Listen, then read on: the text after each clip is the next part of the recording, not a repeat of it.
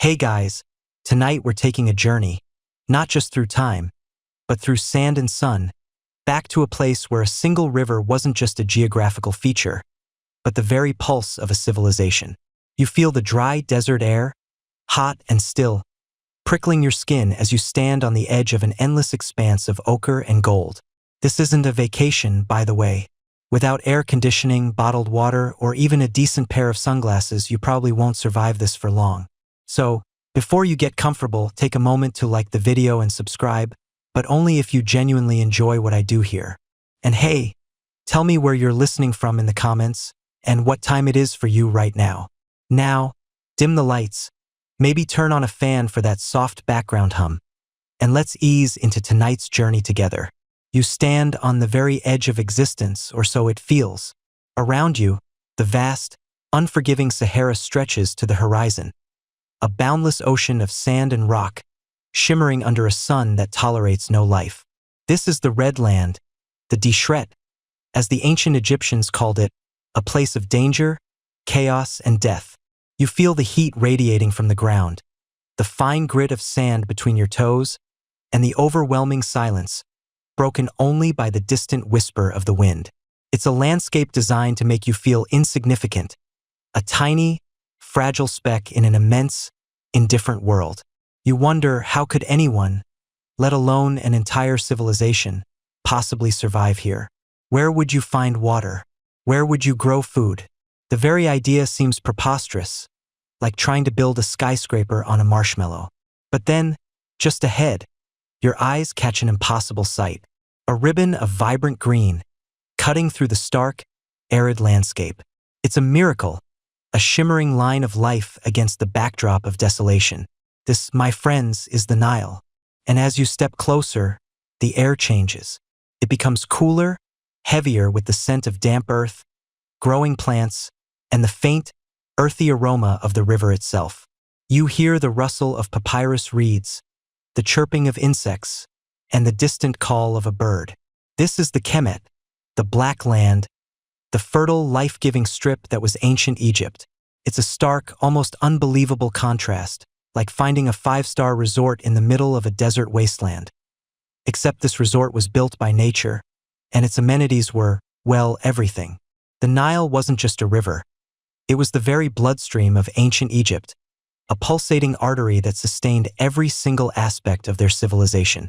Imagine trying to live in a desert without a consistent water source. It's like trying to run a marathon on a single grape. The Nile provided fresh water for drinking, for bathing, for everything. You see the villagers drawing water, their clay pots brimming, a daily ritual that has unfolded for millennia.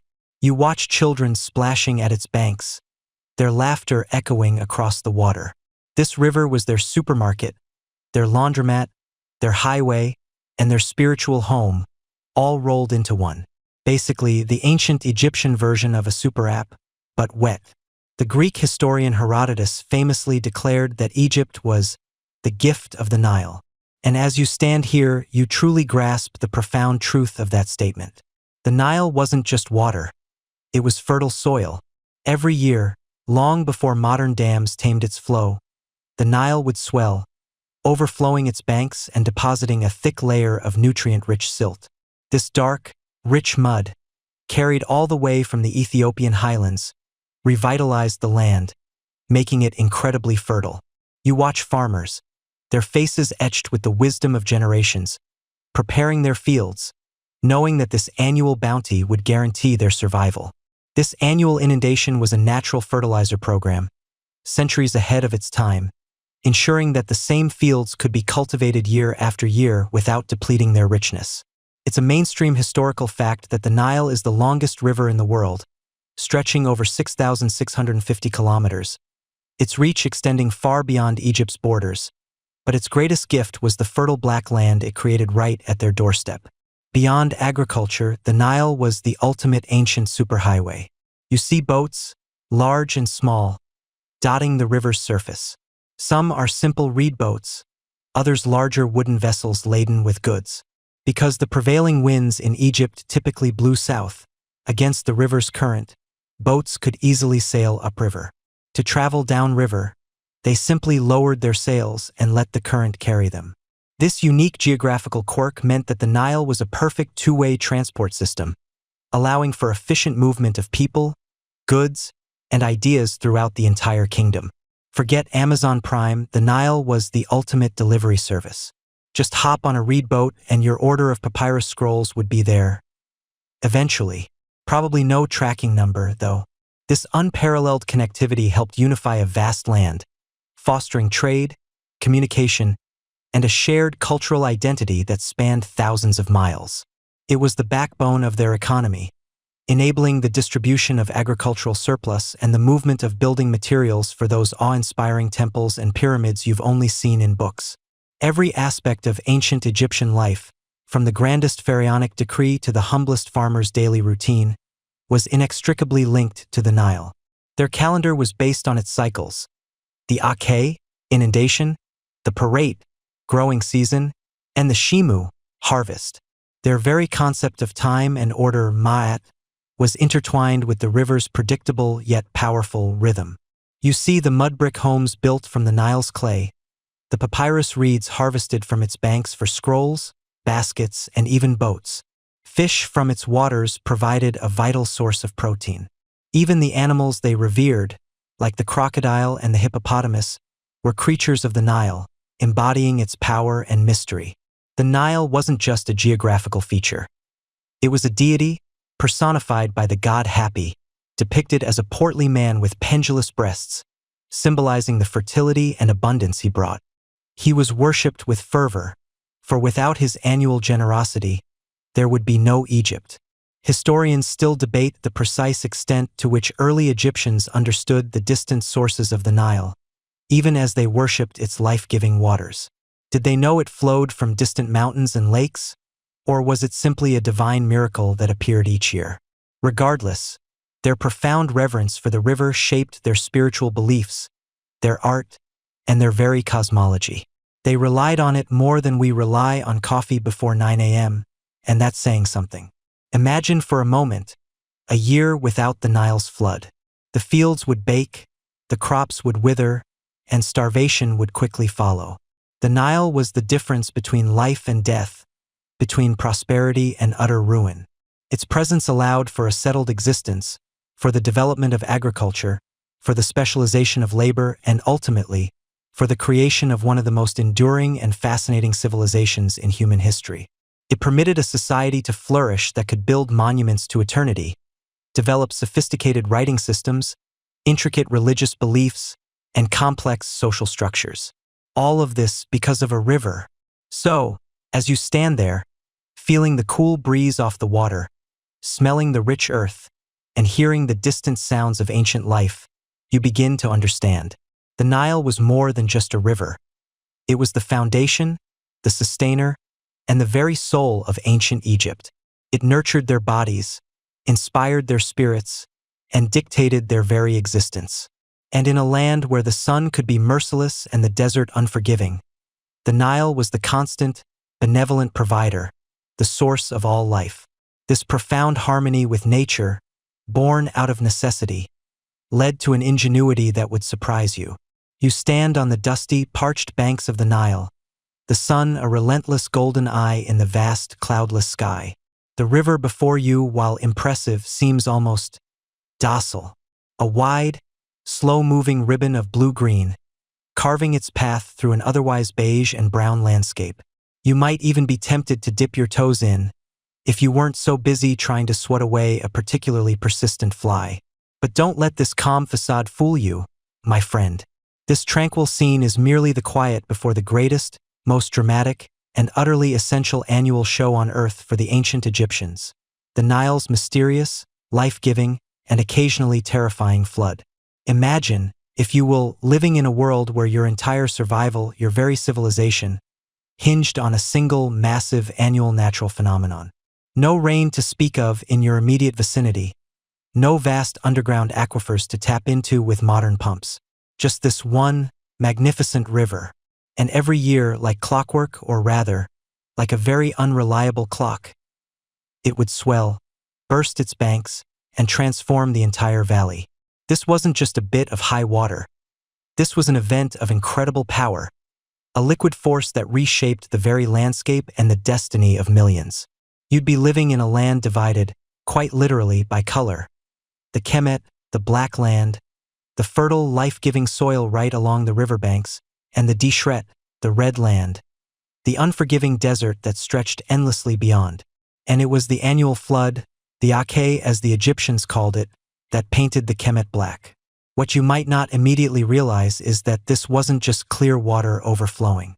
Oh no, this was a rich, thick, nutrient-laden soup, brimming with silt and organic matter carried all the way from the distant highlands of Ethiopia and the Great Lakes region.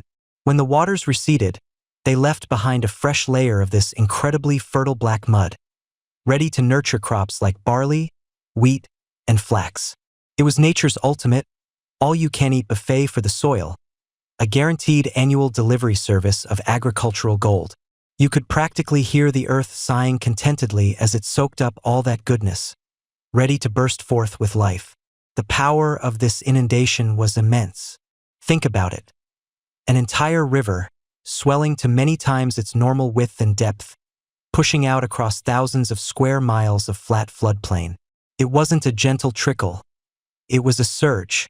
You can almost feel the ground vibrating as the water advances. Hear the murmur turn into a roar. Villages would become islands. Paths would vanish under churning brown currents, and the familiar landscape would be utterly transformed into a vast inland sea. For a few weeks or even months, boats became the primary mode of transport, and the land was literally reborn under a blanket of water. It was like living in a giant slow-motion washing machine cycle, but instead of clothes, it was the entire country getting a good scrub and refresh. And let's be honest, who doesn't love a good refresh? Though perhaps not one that submerges your entire house. Now, while this power was essential, it was also profoundly unpredictable. And here lies the crux of the ancient Egyptian dilemma, the source of their deepest anxieties and their most fervent hopes. They knew the flood would come, generally sometime between July and October, but they didn't know exactly when. More critically, they didn't know how high it would get. Was it going to be a low flood, barely enough to wet the fields, leading to famine? Or a high flood, so powerful it would destroy villages, wash away granaries, and drown livestock? Imagine trying to plan your entire year, your entire economy, your very survival around an event that was both absolutely necessary and absolutely a toss-up. It's like trying to bake a cake when you don't know if the oven will be at 100 degrees or 500, but you have to bake the cake or everyone starves. Talk about pressure. This unpredictability wasn't just an inconvenience. It was an existential threat. A flood that was too low meant insufficient water for irrigation, leading to crop failure, widespread hunger, and social unrest. People would literally starve. A flood that was too high, on the other hand, could devastate settlements, destroy homes, and wipe out stored food supplies. It was a Goldilocks problem on a national scale. The flood had to be just right. Not too little, not too much. And the ancient Egyptians, bless their resourceful hearts, had no meteorologists with fancy satellite images or long-range forecasts. They relied on observation, intuition, and perhaps a good dose of prayer. This constant dance with uncertainty profoundly shaped their civilization. It wasn't just about agriculture. It was about their worldview, their religion, their governance, and their very concept of order. The annual cycle of flood, recession, and growth became the rhythm of their lives, deeply ingrained in their psyche. It's a mainstream historical fact that the ancient Egyptians developed their unique calendar around the Nile's flood cycle, dividing their year into 3 seasons: Heqet, inundation; Fertility, growing; and Shimu, harvest. This wasn't just a practical division. It was a spiritual one, reflecting the cyclical nature of death and rebirth they observed in their environment. The unpredictability of the flood also contributed to the immense power and sacred role of the pharaoh. He wasn't just a king. He was seen as the intermediary between humanity and the gods, responsible for ensuring the flood's bounty. If the flood was low, it might be seen as a sign of divine displeasure, or worse, the pharaoh's failure to maintain Ma'at, the cosmic order and balance. Talk about job pressure. Imagine having to explain to your constituents why the river didn't cooperate this year. Well, Thoth was having a bad day, and Osiris just wasn't feeling it. It certainly puts modern political campaigns into perspective, doesn't it? A quirky tidbit that reflects this deep connection. Some ancient Egyptian myths even attributed the flood's origin to divine tears or sweat. One popular belief was that the flood was the tears of the goddess Isis, shed for her murdered husband Osiris, whose body parts were scattered across Egypt. Another, less sentimental theory was that it was the sweat of the god Ra. Either way, it wasn't just water. It was imbued with sacred significance, a physical manifestation of divine grief or effort. This shows you how deeply they integrated natural phenomena into their spiritual explanations of the world. They weren't just experiencing a flood. They were living through a divine event. Historians still argue whether the Egyptians ever truly felt safe from the flood's caprice, even with their developing methods of prediction. Was there a constant underlying hum of anxiety, a collective holding of breath as the flood season approached? Or did their deep faith and ingenious adaptations foster a sense of calm resilience? It's hard to say for sure, but you can imagine the tension in the air as the days grew hotter and the signs of the flood's approach became more apparent. Every ripple, every change in the water's color, every unusual animal behavior would have been scrutinized. So, as you gaze upon the seemingly calm Nile, remember the incredible power it wielded, the life it sustained, and the profound, shaping influence its unpredictable nature had on one of the greatest civilizations the world has ever known. It was more than just a river. It was the very pulse of Egypt, a mysterious, benevolent, and sometimes terrifying force that demanded respect, understanding, and a whole lot of creative thinking to live alongside. And it's this quest for understanding, this desperate need to predict the unpredictable, that leads us to some truly fascinating ancient solutions, or should I say, amphibious solutions. You stand now, not just observing the Nile, but feeling its pulse, sensing the profound anxiety that must have gripped every Egyptian heart as the season of Heqet, the inundation, drew near. You've seen the river's life-giving power, but now you understand the flip side of that coin. Its terrifying unpredictability. Imagine the dry, cracked earth stretching for miles, the relentless sun baking the landscape, turning the once lush fields into a dusty, brittle expanse. Your throat feels parched just thinking about it. This isn't just about a good harvest. This is about survival. The very air around you hums with this unspoken tension. You feel the dust gritting between your teeth, the dry wind whispering through the papyrus reeds. Every year, ancient Egypt held its breath, waiting for the Nile to swell, to spill over its banks, and to deposit that miraculous, nutrient-rich black silt. But here's the rub, the grand, terrifying gamble of their existence. The flood could be too little or it could be too much, and in either scenario, the consequences were catastrophic. It wasn't like today where you can just check a weather app for a flood warning, or, order pizza when the local crops fail. Their entire food supply, their very social fabric, hung precariously on that annual watery embrace. Think about it. If the flood waters were too low, the Nile would barely creep over its banks. The precious silt wouldn't reach the higher fields, leaving vast swathes of land barren and unproductive. You'd watch, helpless, as the carefully planted seeds withered and died, the promise of a bountiful harvest shriveling under the relentless sun. The granaries would empty, and the specter of famine, a truly grim reaper, would stalk the land. People would starve. Livestock would perish. The vibrant, bustling towns you've imagined would become ghost towns, filled with the gaunt faces of the desperate. It's like when you're planning a big party and you buy all the ingredients, set the table, but then the oven just doesn't turn on. Except in this case, the oven is the entire food source for millions, and the party is their very lives. The stakes were, shall we say, significantly higher than a slightly burnt casserole. But then, just as terrifyingly, there was the opposite extreme, a flood that was too high. Imagine the roaring torrent, a monstrous, unstoppable force of nature, not gently caressing the land, but devouring it.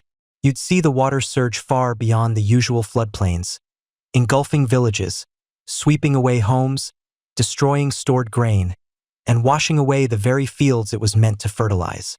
Your precious mud brick house, carefully constructed by hand, would dissolve into a muddy ruin.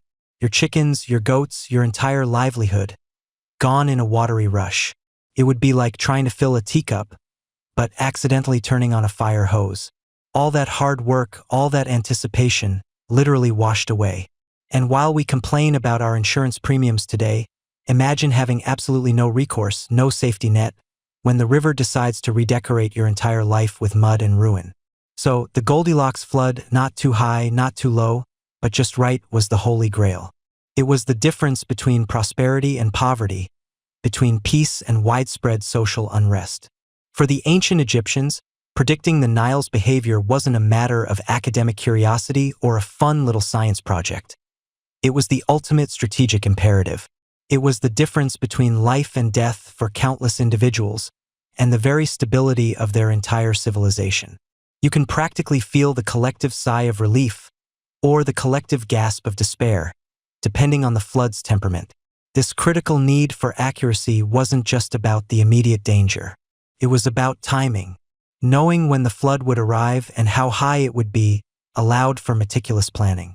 You would know exactly when to move your livestock to higher ground, when to secure your tools and possessions, when to prepare your fields for the receding waters and the subsequent planting. Plant too early, and your seeds would be washed away by the rising flood. Plant too late, and the precious moisture would have evaporated, leaving your crops to wither.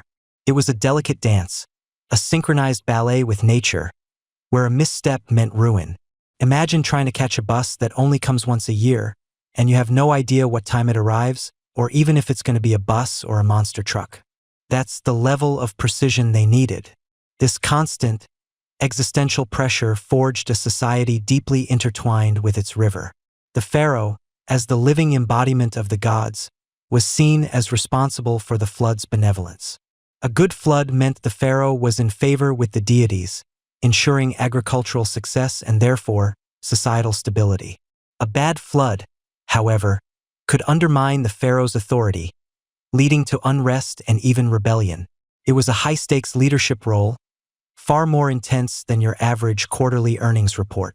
The very social contract between ruler and ruled was predicated on the Nile's predictable, life-giving bounty. Historians still argue whether a truly catastrophic sequence of low floods contributed more significantly to the collapse of the Old Kingdom than internal political strife. It's a chicken or egg debate, but with much higher stakes and fewer omelets. Consider the sheer scale of the agricultural enterprise.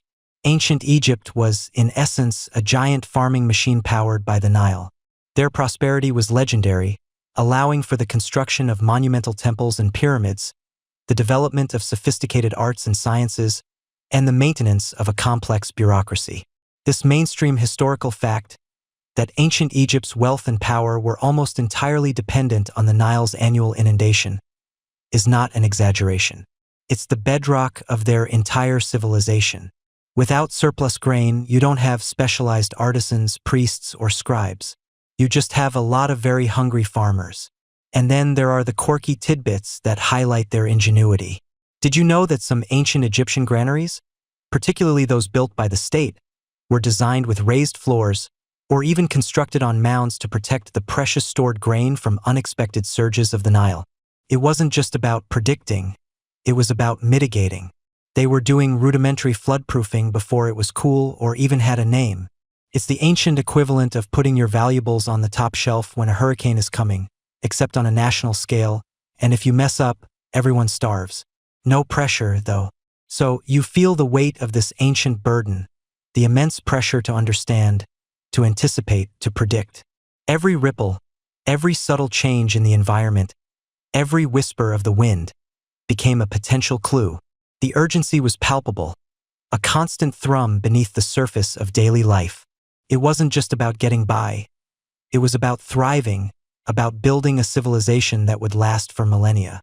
And to do that, they needed to master the most fundamental, yet fickle force in their world, the annual flood of the Nile. You're standing on the banks of the Nile, but it's not the placid, predictable river you might imagine today, hemmed in by dams and human intervention. No, this is the ancient Nile, a living, breathing, sometimes terrifying force of nature. And as you gaze across its shimmering surface, you're not just admiring the view, you're trying to read its secrets. Because knowing when that life-giving flood would arrive wasn't just a matter of convenience. It was literally a matter of life or death for everyone around you. Forget your modern weather apps. These folks were playing a high-stakes game of guess the deluge. So, how did they even begin to tackle this colossal forecasting challenge? Well, necessity, as they say, is the mother of invention, and the Egyptians were nothing if not ingeniously practical. Their first clever attempts to gauge the flood's arrival were a fascinating blend of earthly observation and celestial stargazing. You might think, oh, they just waited for the water to rise. But that's like saying you predict the sunrise by waiting for the sun to be over the horizon. No, they needed forewarning. They needed to know before the water was lapping at their sandals. Imagine, if you will, the sheer anticipation. You're a farmer, your entire year's livelihood, your family's very survival, hangs on getting your crops in the ground at just the right moment, after the flood has receded and left its fertile bounty. Plant too early, and your seeds are washed away. Plant too late, and the precious moisture from the floodwaters has already evaporated, leaving barren ground. The pressure was immense. You can almost feel the collective breath being held across the entire kingdom as the summer months approached. One of the most iconic and enduring symbols of their early efforts to predict the flood's arrival is something called a Nilometer. Now, before you picture some high-tech, whirring gadget, let's bring it down to earth, or rather, to the water. A Nilometer was essentially a very sophisticated, very official, and very patient ruler. Think of it as the ancient world's most crucial dipstick. You wander over to one, perhaps at a grand temple complex, and you see it. A stone staircase descending into the river, or a deep well connected to the Nile by a channel. On the walls of these structures, you notice precisely carved markings, like the world's most serious measuring tape. These weren't just random etchings. They were calibrated scales, meticulously recorded over generations. You can almost hear the hushed whispers of the priests and scribes who were the designated Nilometer readers. Their job was to descend those steps, or peer into that well, day after day, week after week, as the summer heat intensified and the river seemed to hold its breath. They'd note the water level, comparing it to the previous day, the previous week, even the previous year. It was a bit like watching paint dry, but with the fate of an entire civilization resting on your observations. And unlike your modern weather person who just tells you it's going to rain, these guys had the actual, tangible evidence right in front of them. No fancy Doppler radar, just good old-fashioned H2O and some very observant eyes. The most famous Nilometer, and arguably the most important, was located on Elephantine Island, near modern-day Aswan, at the very southern border of ancient Egypt. This was the first point where the floodwaters from the distant Ethiopian highlands would truly begin to make their presence felt within Egypt proper. So, the readings from Elephantine were the earliest indicators, the first whisper of the coming inundation. They were official, recorded, and then dispatched upriver, likely by runner or swift boat, to inform the pharaoh and his administrators. This was a mainstream historical fact that underpinned the entire agricultural and administrative system of ancient Egypt. The Nilometer readings dictated everything from tax assessments. A higher flood meant more fertile land, thus more taxes, cha-ching, to the timing of religious festivals. Imagine the scene. A runner, dusty and breathless, arrives in Memphis or Thebes, carrying the latest Nilometer report. The pharaoh's advisors pore over the numbers, trying to predict the peak height and duration of the flood. Too low a flood and famine loomed. Too high and villages could be swept away. The perfect flood was a delicate balance, a Goldilocks scenario that was just right. And the Nilometer was their best shot at predicting that perfect outcome. Historians still argue whether the Nilometer readings were ever intentionally manipulated for political gain, perhaps to justify higher taxes or to quell unrest during a lean year, but the sheer meticulousness of the records suggests a profound respect for their accuracy. It was, after all, divine information, a message from the gods themselves. Beyond the solid, tangible evidence of rising water in a well, the Egyptians also cast their gaze much, much higher, to the heavens. They were keen observers of the night sky, not just for pretty pictures, but for very practical, very earthly reasons. For them, the cosmos was a clock, a calendar, and a divine messenger all rolled into one. And the most important celestial alarm clock for the Nile flood was a star they called Sopdet, which we know as Sirius, the brightest star in our night sky. You see, for about 70 days each year, Sirius would disappear from view, hidden by the sun's glare. Then, just before the annual flood was due to begin in earnest, Sopdet would reappear on the eastern horizon just before sunrise. This event, known as its heliacal rising, was a moment of profound significance. Imagine you've been watching the sky for weeks, the pre-dawn darkness still clinging to the horizon. Then, one morning, just as the first sliver of sunlight paints the sky, there it is, a brilliant, shimmering point of light, briefly visible before the sun's full glory washes it away. That tiny, twinkling beacon was the cosmic signal that the flood was on its way. It was like their annual "flood's coming" notification, but instead of a phone ping, it was a celestial flash. This wasn't just some poetic coincidence. It was a deeply ingrained part of their calendar and their worldview. The heliacal rising of Sirius often coincided almost perfectly with the summer solstice and the first noticeable swell of the Nile waters far to the south. It was a reliable, universal sign visible to everyone, though its precise interpretation and the official announcement would come from the priestly astronomers. These weren't guys with telescopes, mind you.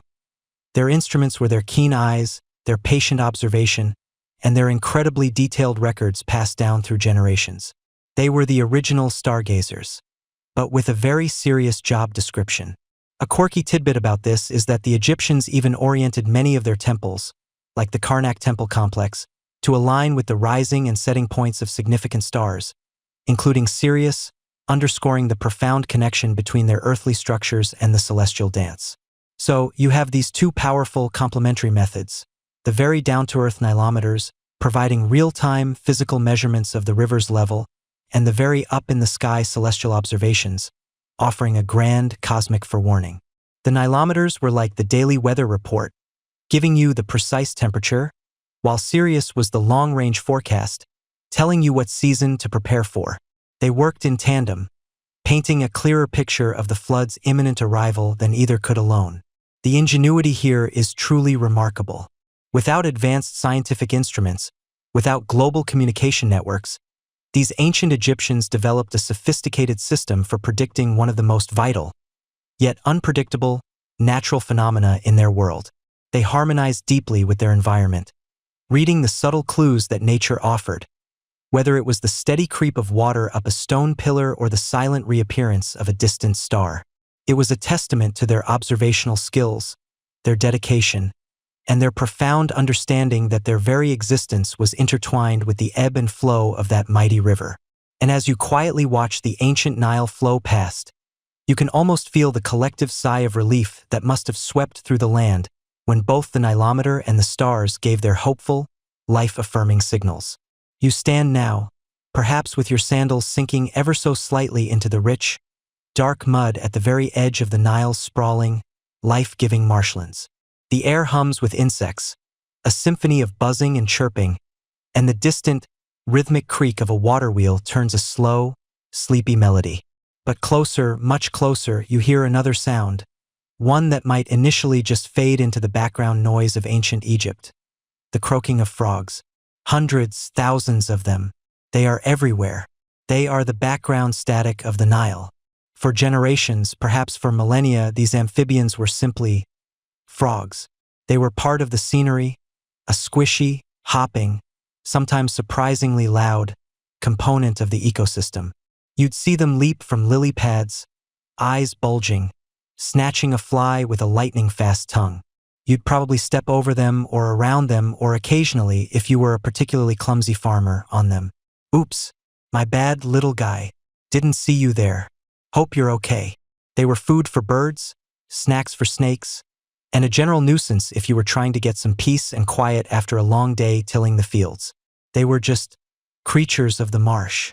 But then, as with all truly profound discoveries, something shifted. It wasn't a sudden eureka moment, no dramatic lightning bolt striking a papyrus scroll. Instead, it was a slow, quiet dawn of understanding, built on countless hours of patient, almost unconscious observation. Imagine an old farmer, his skin weathered by the sun, his eyes squinting into the twilight. He's seen the Nile flood season after season, watched his crops grow or fail, depending on its generosity. He's also seen the frogs, always the frogs.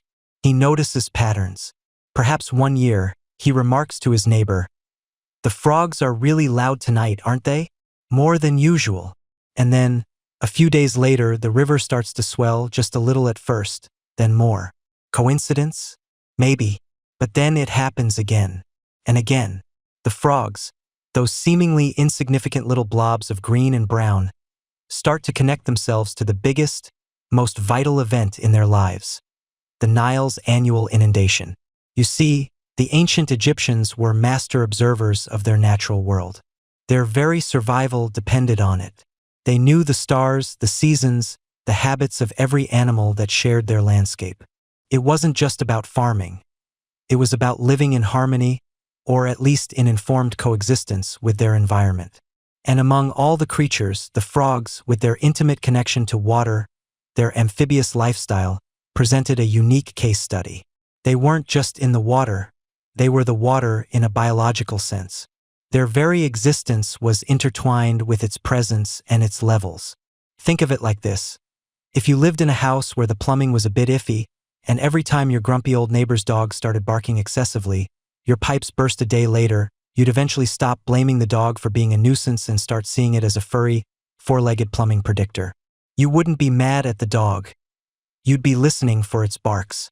The Egyptians, in their quiet wisdom, started doing something similar with the frogs. The mainstream historical fact here is that ancient Egyptian society was incredibly attuned to natural cycles. Their entire calendar was based on the Nile's flood, the rising of the star Sirius, Heqet, and the agricultural seasons. This deep-seated reliance on natural phenomena made them exceptionally keen observers of any subtle shifts in their environment. It wasn't a leap of faith to connect frog behavior to water levels. It was an extension of their already sophisticated understanding of natural rhythms. They knew when the swallows returned, when certain flowers bloomed, and when particular fish swam upstream. Why wouldn't they notice the frogs? The quirky tidbit that might surprise you is just how many frogs there were. Imagine the sheer volume of amphibian life in the Nile Delta before modern urbanization and agricultural practices drastically altered the landscape. It wasn't just a few frogs. It was an absolute cacophony, a hopping, croaking carpet of them, especially during the wetter seasons. The noise alone must have been incredible, a constant, pulsating hum that varied in intensity. It wasn't hard to notice a change in that baseline level of frog activity because the baseline itself was so prominent. It would be like trying to ignore a rock concert in your backyard. Only the rock stars are all tiny, green, and incredibly enthusiastic about humidity. So, the recognition wasn't about a single frog with a tiny, invisible flood gauge tucked under its armpit. It was about the collective behavior of an entire population. They noticed that as the time for the Nile's annual rise approached, the frogs would become more active, their calls more frequent and intense. Perhaps they would start appearing in places they hadn't been seen before, venturing further from the immediate riverbanks, as if testing the waters, pun absolutely intended, for the coming surge. The Egyptians, with their deeply practical minds, began to connect these observations. They saw the frogs as living barometers, not because they had some magical foresight, but because their very biology made them acutely sensitive to changes in humidity, ground moisture, and atmospheric pressure, all precursors to heavy rains in the distant Ethiopian highlands that fed the Nile's flood. When the air grew heavy with moisture, when the ground began to soften, the frogs knew it. And the Egyptians, by watching the frogs, knew it too. This wasn't a formal scientific study, not in the way we understand it today with controlled variables and peer-reviewed papers. Oh no, this was far more organic. It was the collective wisdom of generations, passed down through oral tradition, through shared stories around the evening fire, through the quiet observations of fathers teaching their sons how to read the land. See how the frogs are singing tonight, son? Sounds like rain from the south is coming. Or, the croaking is faint. The flood might be late this year. This gradual recognition was likely a process spanning centuries. It started with simple correlations, then moved to more predictive observations. It wasn't just that frogs were present when the flood came. It was that their behavior changed in predictable ways before the flood's arrival. This preemptive shift in amphibian activity was the key. Imagine watching the frogs move from the low-lying, drying areas to slightly higher ground, a subtle migration that would only make sense if they somehow sensed the coming deluge. It's like they were packing their little amphibian suitcases and heading for the hills before the water taxi arrived. Historians still argue whether this recognition was initially a purely empirical observation or if it quickly became intertwined with early religious or mythical interpretations. Did they see it as the frogs knowing, or as the gods speaking through the frogs? Likely, it was a blend of both, as was often the case in ancient Egypt where the divine and the mundane were inextricably linked. But at its core, it was a profound, practical insight into the natural world. The shift from just a frog to a living flood indicator was a testament to the Egyptians' meticulous attention to detail and their absolute reliance on the Nile. They didn't have sophisticated weather satellites or advanced hydrological models.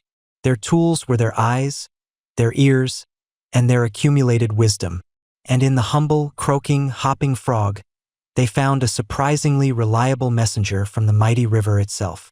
They didn't need a tiny frog with a little sign saying, "Flood incoming," because the frog's very existence, their heightened activity, their changing calls, were the message itself. It was a subtle biological forecast, whispered from the marshes. As you drift a little deeper into the ancient world, past the gentle lapping of the Nile against the papyrus reeds, you begin to wonder, how exactly did these seemingly humble frogs become such celebrated harbingers of the life-giving flood? It wasn't magic, though to the ancients it might have felt pretty close. It was, instead, a profound, almost symbiotic understanding of nature's intricate clockwork, a dance between tiny amphibian lives and the colossal rhythm of the mighty river. Imagine yourself standing on the muddy banks, the air thick with the promise of rain, even if the sky above is still a brilliant, cloudless blue. You feel the humidity cling to your skin, a subtle shift in the atmosphere that might go unnoticed by the casual observer. But to a frog, this isn't just a slight stickiness. It's a profound, life-altering signal. You see, frogs are amphibians, a word that literally means double life. They spend part of their existence in water and part on land, but their survival is inextricably linked to moisture. Their skin, unlike ours, is incredibly permeable.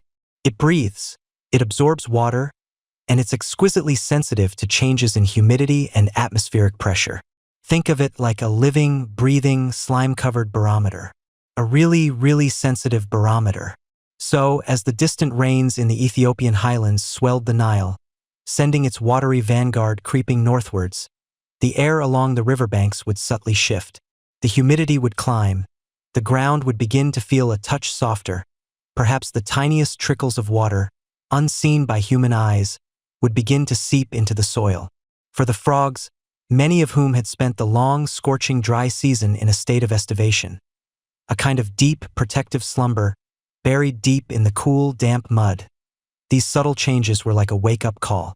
Not an annoying, blaring alarm clock, mind you, but more like a gentle, persistent nudge from Mother Nature herself, whispering, "Wakey, wakey, eggs and bakey, water's on its way."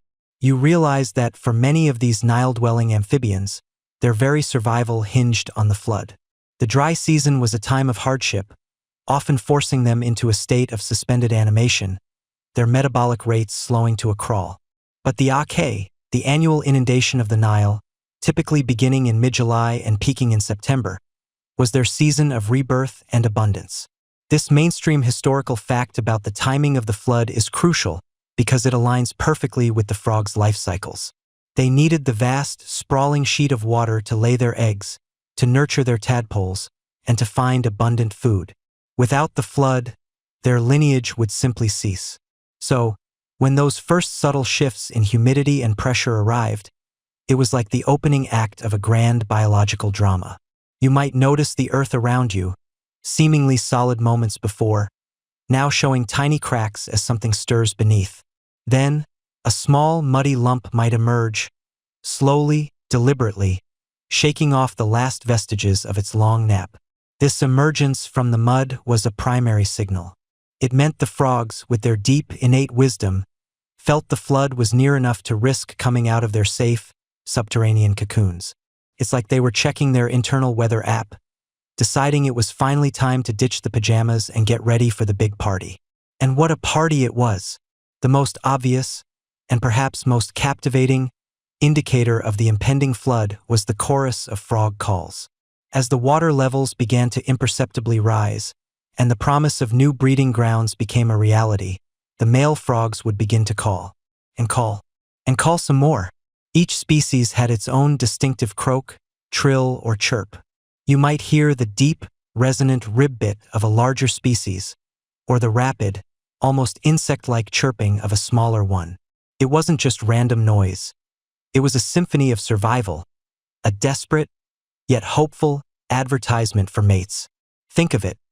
The air, already heavy with moisture, would vibrate with these sounds. At first, perhaps a lone, tentative call in the twilight, then another, and another, until, as the floodwaters drew closer, the entire Nile Delta and valley would erupt into a cacophony of sound. It would be an overwhelming, continuous chorus that would make even the most dedicated ASMR listener crave silence. For the ancient Egyptians, this wasn't just background noise. It was a living, breathing flood gauge. The intensity, the sheer volume, and the persistence of the frog calls were direct indicators of how close the water truly was. The louder the chorus, the more imminent the flood. It was their natural, biological alarm system, way before smart home devices were even a twinkle in a technologist's eye. And probably more reliable, too, let's be honest. This brings us to a quirky tidbit about these incredible creatures. Some frogs, like the tiny desert rain frog found in other arid regions, are known for their surprisingly loud squeaks, often heard just before rain. While not a Nile species, it illustrates the principle. Tiny amphibians often possess disproportionately powerful vocal cords, amplifying their presence and their message. The ancient Egyptians, with their keen observation skills, would have undoubtedly noticed these variations in calls, potentially even associating specific croaks with precise stages of the approaching inundation. You can almost imagine an old farmer leaning in, listening intently. Ah, that's the get the nets ready croak, not the just a little drizzle croak. Beyond the calls, other behaviors would become apparent. As the water began to spread, even in shallow sheets, you would observe frogs moving. They weren't just sitting there. They were migrating towards the new, expanding water bodies. This movement, often en masse, was another clear signal. They were following their instincts, seeking out the best spots for egg-laying, ensuring their offspring would have ample water for their larval stage. Tadpoles, after all, need plenty of water to grow and metamorphose into adult frogs. A premature flood that receded quickly would spell doom for a generation of tadpoles. So the frogs' timing had to be impeccable. Their feeding patterns also shifted. With the rising water came an explosion of insect life. Mosquitoes, flies, and other invertebrates that thrived in the damp, fertile conditions. Frogs, being opportunistic predators, would capitalize on this abundance. You might see them, once sluggish and hidden, now actively hunting, their long, sticky tongues darting out with impressive speed. This increase in activity, driven by the promise of a bountiful feast, was yet another subtle clue for the watchful Egyptians. The intricate relationship between the frogs' life cycles and the Nile's water levels was a masterclass in natural synchronization. The Nile's flood was the literal lifeblood for the frogs, providing the necessary environment for reproduction and the subsequent abundance of food. In return, the frogs, through their very existence and behavior, provided the most immediate, visceral, and widely accessible forecast of the flood's arrival. They were living indicators, tuned to the pulse of the river. However, the precise mechanisms by which ancient Egyptians translated these nuanced frog behaviors into actionable flood predictions remain a fascinating subject of scholarly debate. Did they differentiate between the calls of different species? Did they measure the volume of the chorus, or the frequency of individual calls?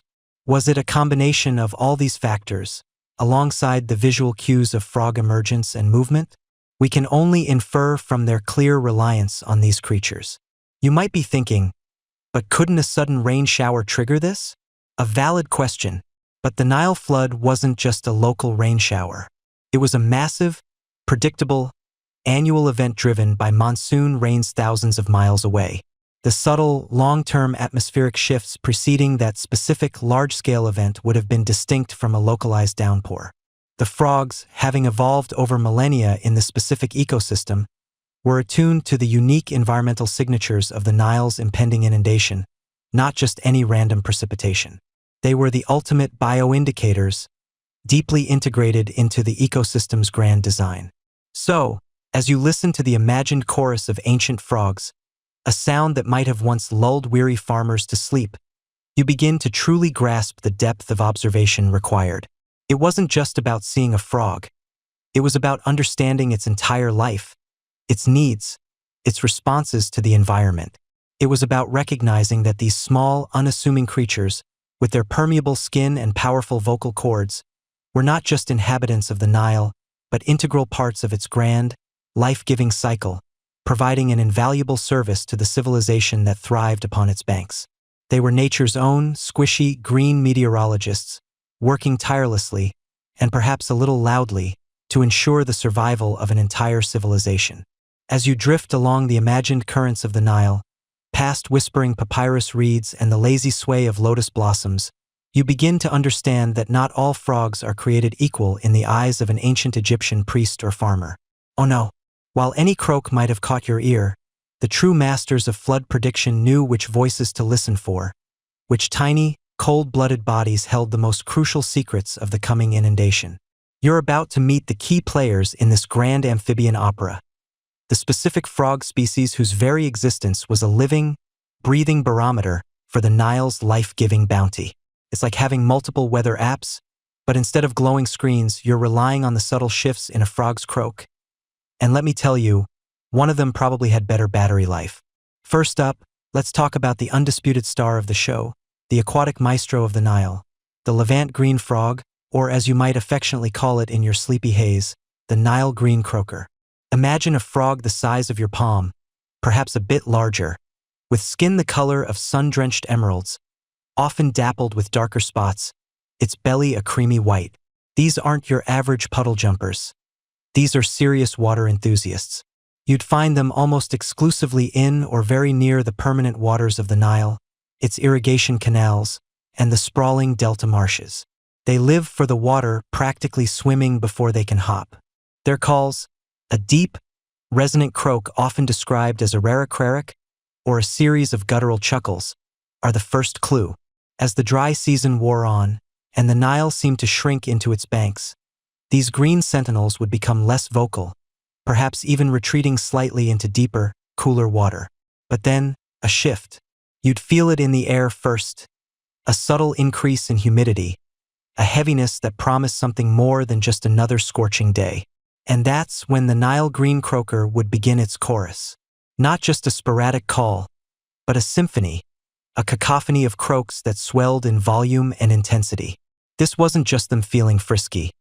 This was their biological response to the very first, almost imperceptible rise in water levels, or the increased atmospheric pressure signaling distant rains in the Ethiopian highlands.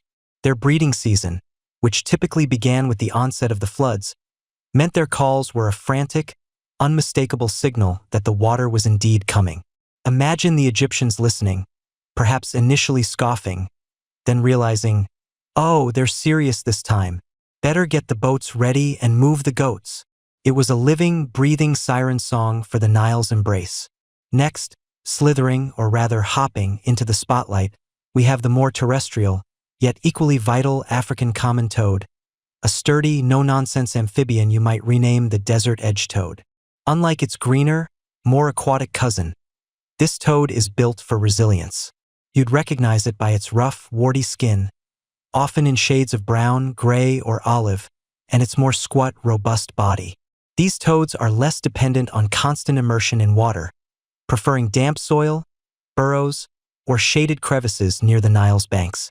They're the unsung heroes of the prediction team, the ones who tell you what's happening before the water is visibly rising.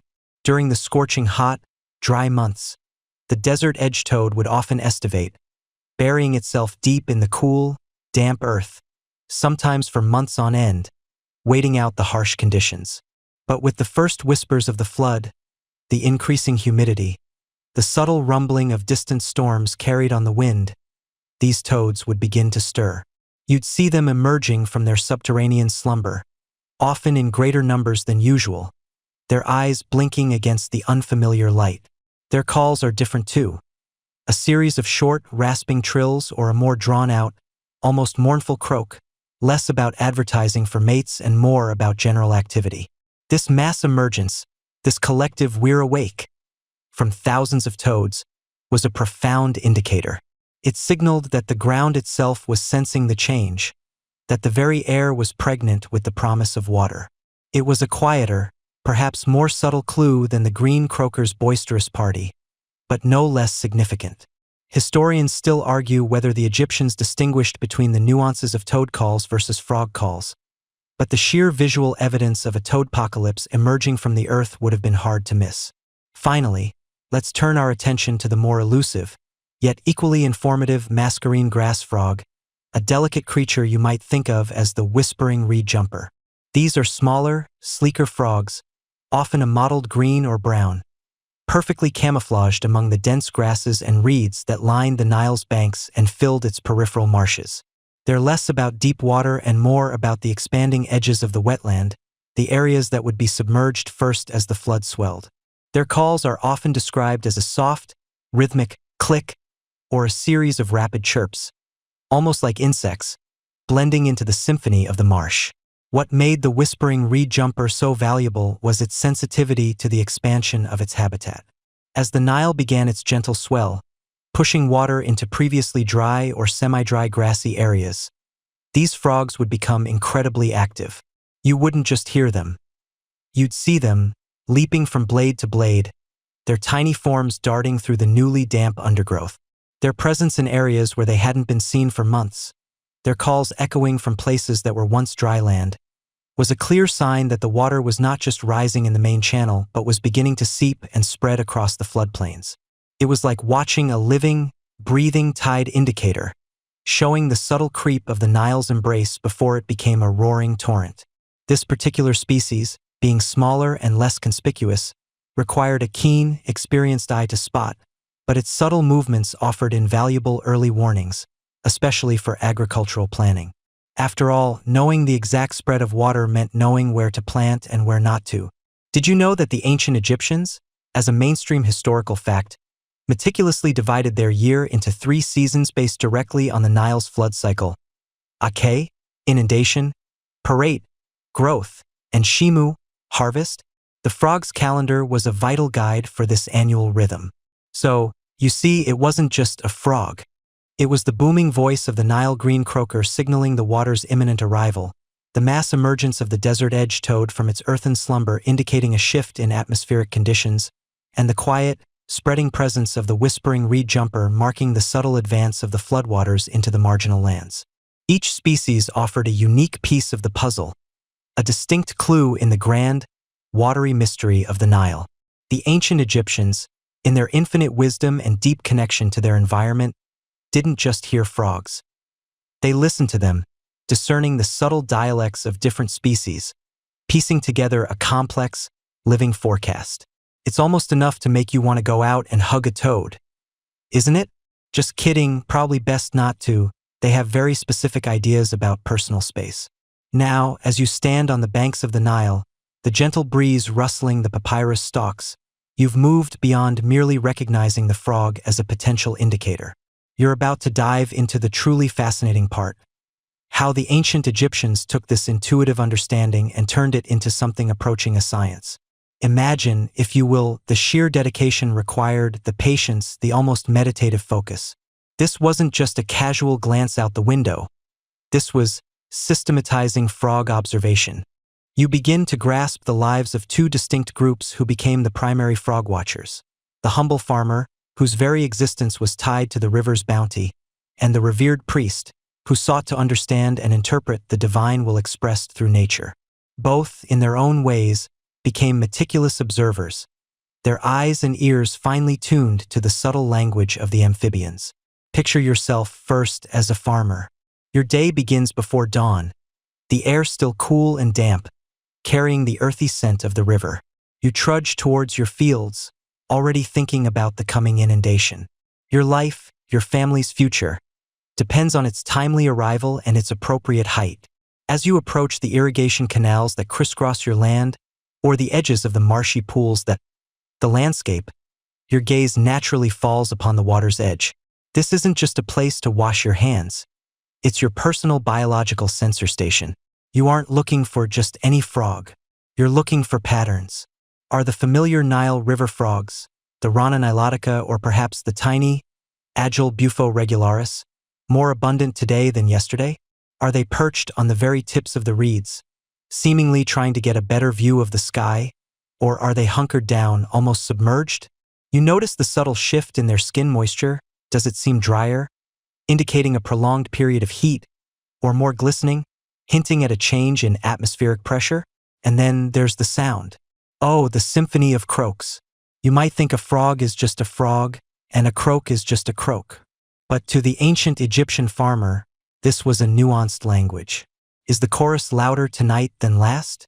Is it a deep, rumbling croak, or a rapid, almost frantic chirping? You learn to distinguish the mating calls from the warning calls, and more importantly, the specific sounds that precede a rise in water levels. It's like listening to a very damp, very green weather report, broadcast live from the marshlands. You might even find yourself muttering, "Oh, they're really going at it tonight.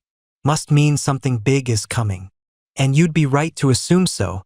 The farmer's observation was immediate, localized, and deeply practical. They didn't need to write down elaborate notes.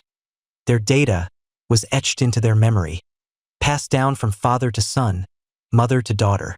Remember, son, when the frogs nested high on the banks, the flood was always a strong one. An elder might advise. This was a continuous, living record, informed by generations of direct experience.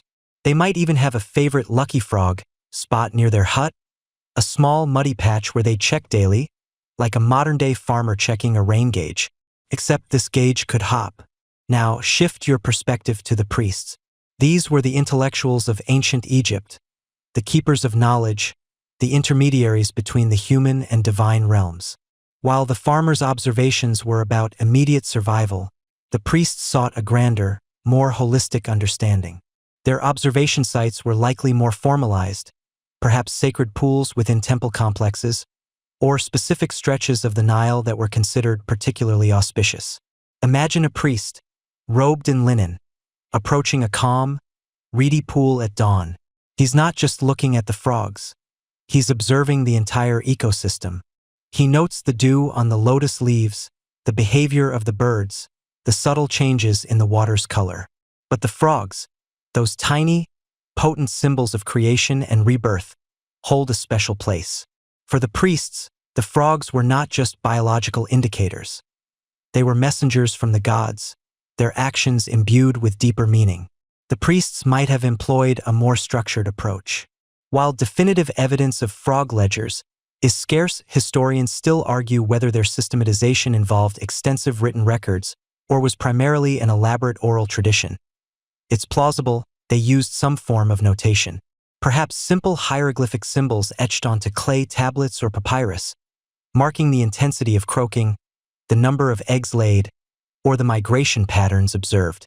Think of it as an early form of environmental science, albeit one deeply intertwined with spirituality. They would correlate frog behavior with other predictive methods. The readings from the Nilometers, those ancient water gauges you might have heard about, like the famous one on Elephantine Island, which measured the flood's height, and the celestial observations.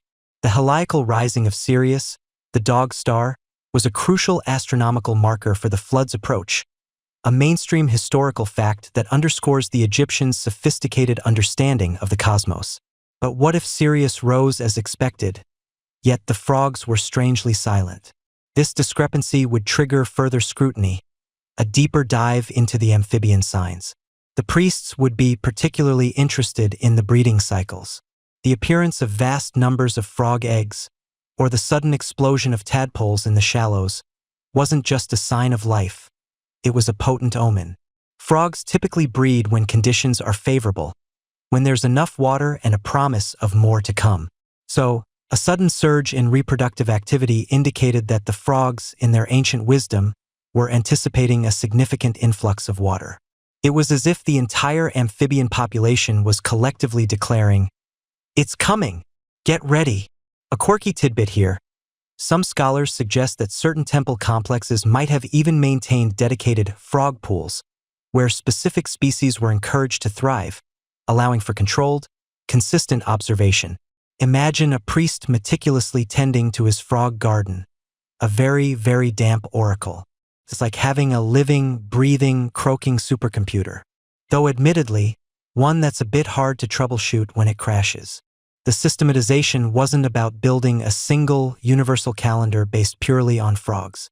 Instead, it was about building a robust, multi-layered understanding of nature's signals. The farmers localized, daily observations provided immediate, granular data. The priest's broader, more formalized observations provided context, linking the frog signs to astronomical events and Nilometer readings, adding a layer of predictive power and spiritual significance. This meticulous watching wasn't just about identifying a flood frog. It was about understanding the nuances, the timing of emergence. Did they appear earlier or later than usual? Their preferred habitats. Were they staying in the low-lying areas or moving to higher ground? Their activity levels. Were they sluggish or unusually active? The density of their populations. A sudden explosion in numbers was a particularly strong sign. It required an incredible depth of patience and a willingness to learn from the smallest creatures. You couldn't rush a frog. You couldn't bribe it for information. You simply had to observe day after day, season after season, building a mental database of correlations. It was a painstaking process, but the stakes were too high for anything less. The very survival of their civilization hinged on this ability to read the subtle messages encoded in the natural world. So, while you might think watching frogs is a pretty chill activity, for the ancient Egyptians it was a high-stakes, life or death, very serious business. You've journeyed through the marshy edges of the Nile, glimpsed the specific species, and even imagined the meticulous observations. But now, you stand at the precipice of true genius, watching how those scattered observations, those individual croaks and leaps, began to coalesce into something far grander. An informal, living frog flood calendar. Picture it, if you will, not as a parchment scroll filled with neatly inked hieroglyphs marking dates, but as a deeply ingrained rhythm, a communal understanding passed down through whispers and shared glances across generations. Imagine yourself not as a casual observer, but as an ancient Egyptian farmer, or perhaps a temple priest, burdened with the responsibility of your community's survival. You've noticed the frogs, of course. They're everywhere. But now, your observation becomes intentional, almost meditative. You're not just hearing a chorus. You're discerning a symphony. You listen to the subtle shifts in their nightly serenades, the particular trills and chirps that signal a change in the air, a drop in humidity, or a rise in the water table that your own senses might not yet detect. It's like learning to read the nuances of a particularly moody pop singer. Sometimes they're belting. Sometimes they're doing that breathy, spoken word thing. Each inflection means something different. The process, you realize, wasn't a sudden eureka moment, but rather a slow, deliberate accumulation of data, much like how your smartphone learns your typing habits over time, predicting your next word before you even think it. Over years, decades, centuries, families and communities noticed patterns. Ah, an elder might have mused, stroking his chin. When the Nile Valley tree frog begins its loud, insistent call after the sun has set, and before the first stars are truly visible, that's when the water levels are about to swell in the hidden channels of the floodplain. This wasn't just a random observation. It was a calibrated data point, etched not on papyrus, but into the collective memory of a people whose very existence hinged on the Nile's whims. You can almost hear the discussions around the evening fires, the sharing of insights. Remember last year, when the painted frogs started their mass migration towards the higher ground near the temple? 3 days later, the water was at the first Nilometer mark. Someone might exclaim, and another would nod sagely, adding, yes, and before that, For a full week, the common reed frogs were silent, almost as if they were holding their breath. This wasn't just idle chatter. It was the rigorous, albeit informal, peer review process of ancient environmental science. You begin to understand that this calendar wasn't a set of written rules as much as it was a living, breathing almanac, updated annually by the most astute observers. It's a bit like how your grandma knows exactly when the first tomatoes will ripen, not because she wrote it down, but because she's been watching them for 50 years. And let's be honest, her predictions are probably more accurate than any weather app. The genius lay in the consistent, multifaceted observation. It wasn't just when the frogs croaked, but how they croaked. Was it a single, solitary voice, or a deafening choir that made you wonder if they just discovered autotune? Was it a deep, resonant rumble, or a high-pitched, almost desperate squeak? The intensity, the frequency, the specific calls, all were data points. You'd observe their movements too. Were they clustered tightly together near dwindling puddles? Or were they spread out, luxuriating in newly damp soil? Were they suddenly appearing in places they hadn't been before? Like that one friend who only shows up when there's free food? These subtle shifts in behavior provided a continuous stream of information, allowing the Egyptians to build a predictive model far more nuanced than simple croak equals water.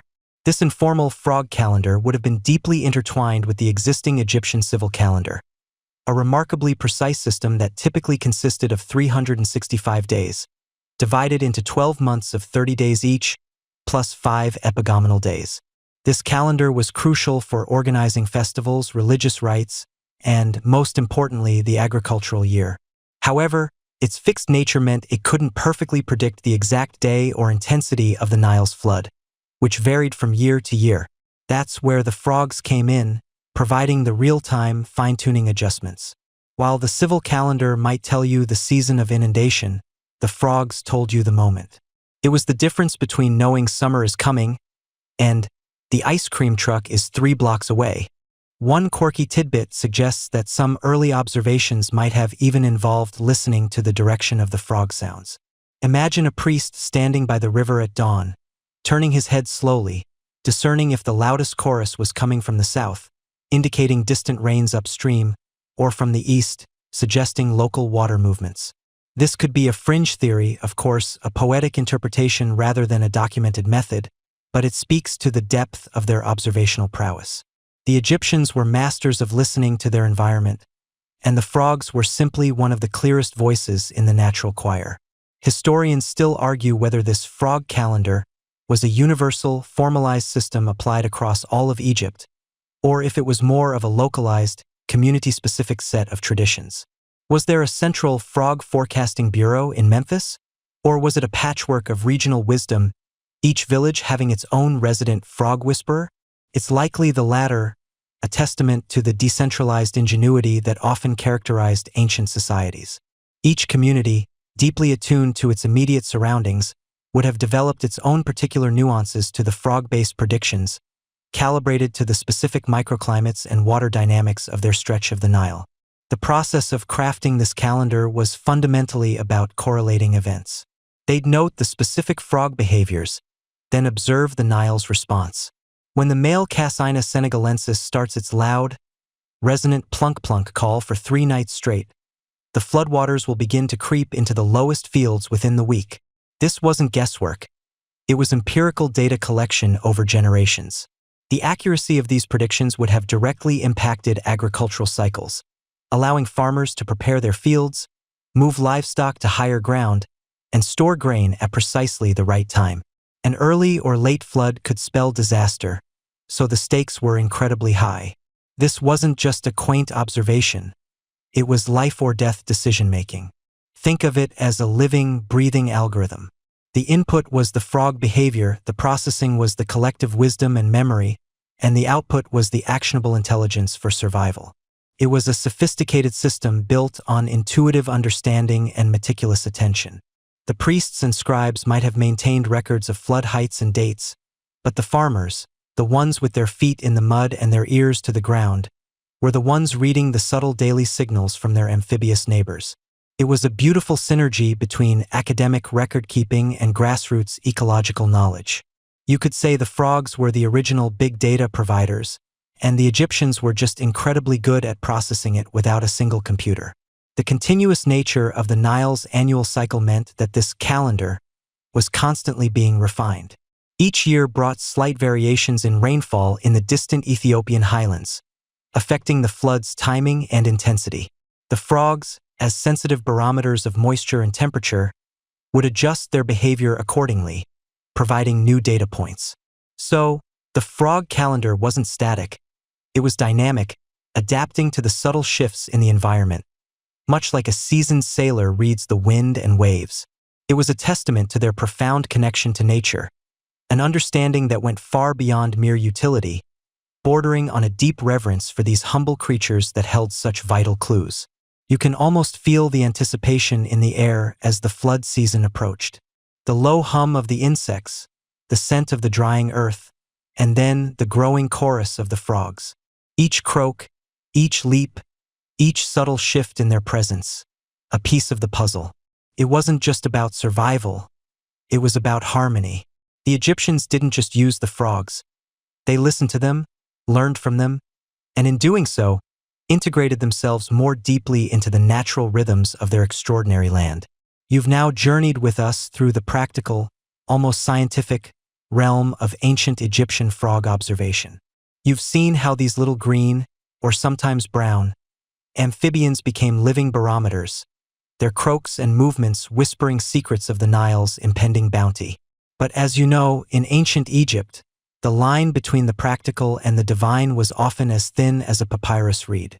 And so, as the centuries unfolded, the humble frog, once merely a harbinger of the flood, began to hop right into the heart of Egyptian mythology, transforming from a biological indicator into a sacred symbol, an omen of profound significance, deeply intertwined with the very fabric of their beliefs. Imagine, if you will, the sheer relief and joy that swept through the land as the Nile began its annual swell. After months of parched earth and anxious waiting, the flood brought life, renewed the soil, and promised sustenance. And who were the first to greet this life-giving deluge? Our amphibious friends, the frogs. They seemed to emerge magically from the drying mud, their vibrant calls filling the air, a living, croaking chorus announcing the great river's return. It's not hard to see how a people so deeply connected to nature, so utterly dependent on its rhythms, would begin to view these creatures as more than just animals. They weren't just present for the flood. They heralded it, almost embodied it. You might even say they were the original, squishy, green screen weather forecasters, but with much better street cred and no annoying pop-up ads. This profound association with the life-giving flood naturally led frogs to become symbols of fertility, rebirth, and abundance. Think about it. They lay thousands of eggs, transforming stagnant pools into bustling nurseries of tiny tadpoles. This explosive procreation, coupled with their mysterious disappearance during the dry season only to reappear with the flood, made them perfect metaphors for the cycle of death and resurrection that was so central to Egyptian thought. They vanished, and then, poof, they were back, bringing new life with them, much like the deceased hoped to return to life in the afterlife. It's a bit like that one sock that always goes missing in the dryer only to mysteriously reappear months later, but, with more legs and less lint. The most prominent deity to embrace the frog's essence was the goddess Heqet, often depicted with the head of a frog, or sometimes as a full frog. Heqet was a powerful and benevolent goddess, primarily associated with childbirth and fertility. You see, the Egyptians believed that Heqet literally quickened the child in the womb, much as the flood quickened the land. She was thought to be present at every birth, breathing the breath of life into the newborn, just as the Nile breathed life back into the parched fields. Mainstream historical fact alert: Heqet was frequently invoked by pregnant women, and amulets bearing her image were common, worn to ensure a safe delivery and a healthy baby. She was the divine midwife, croaking blessings upon every new arrival.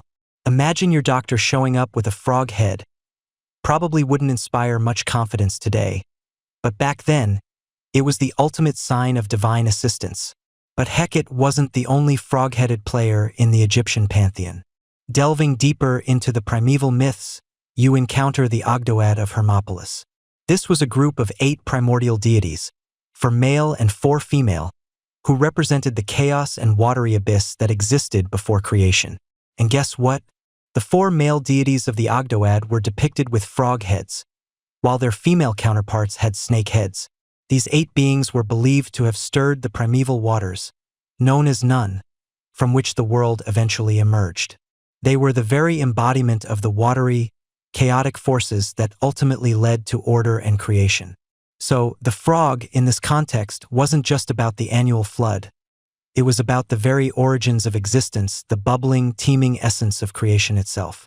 Historians still argue whether the Ogdoad's frog-headed depiction was a direct result of flood observation or a more ancient symbolic representation of the mysterious, life-generating power of water.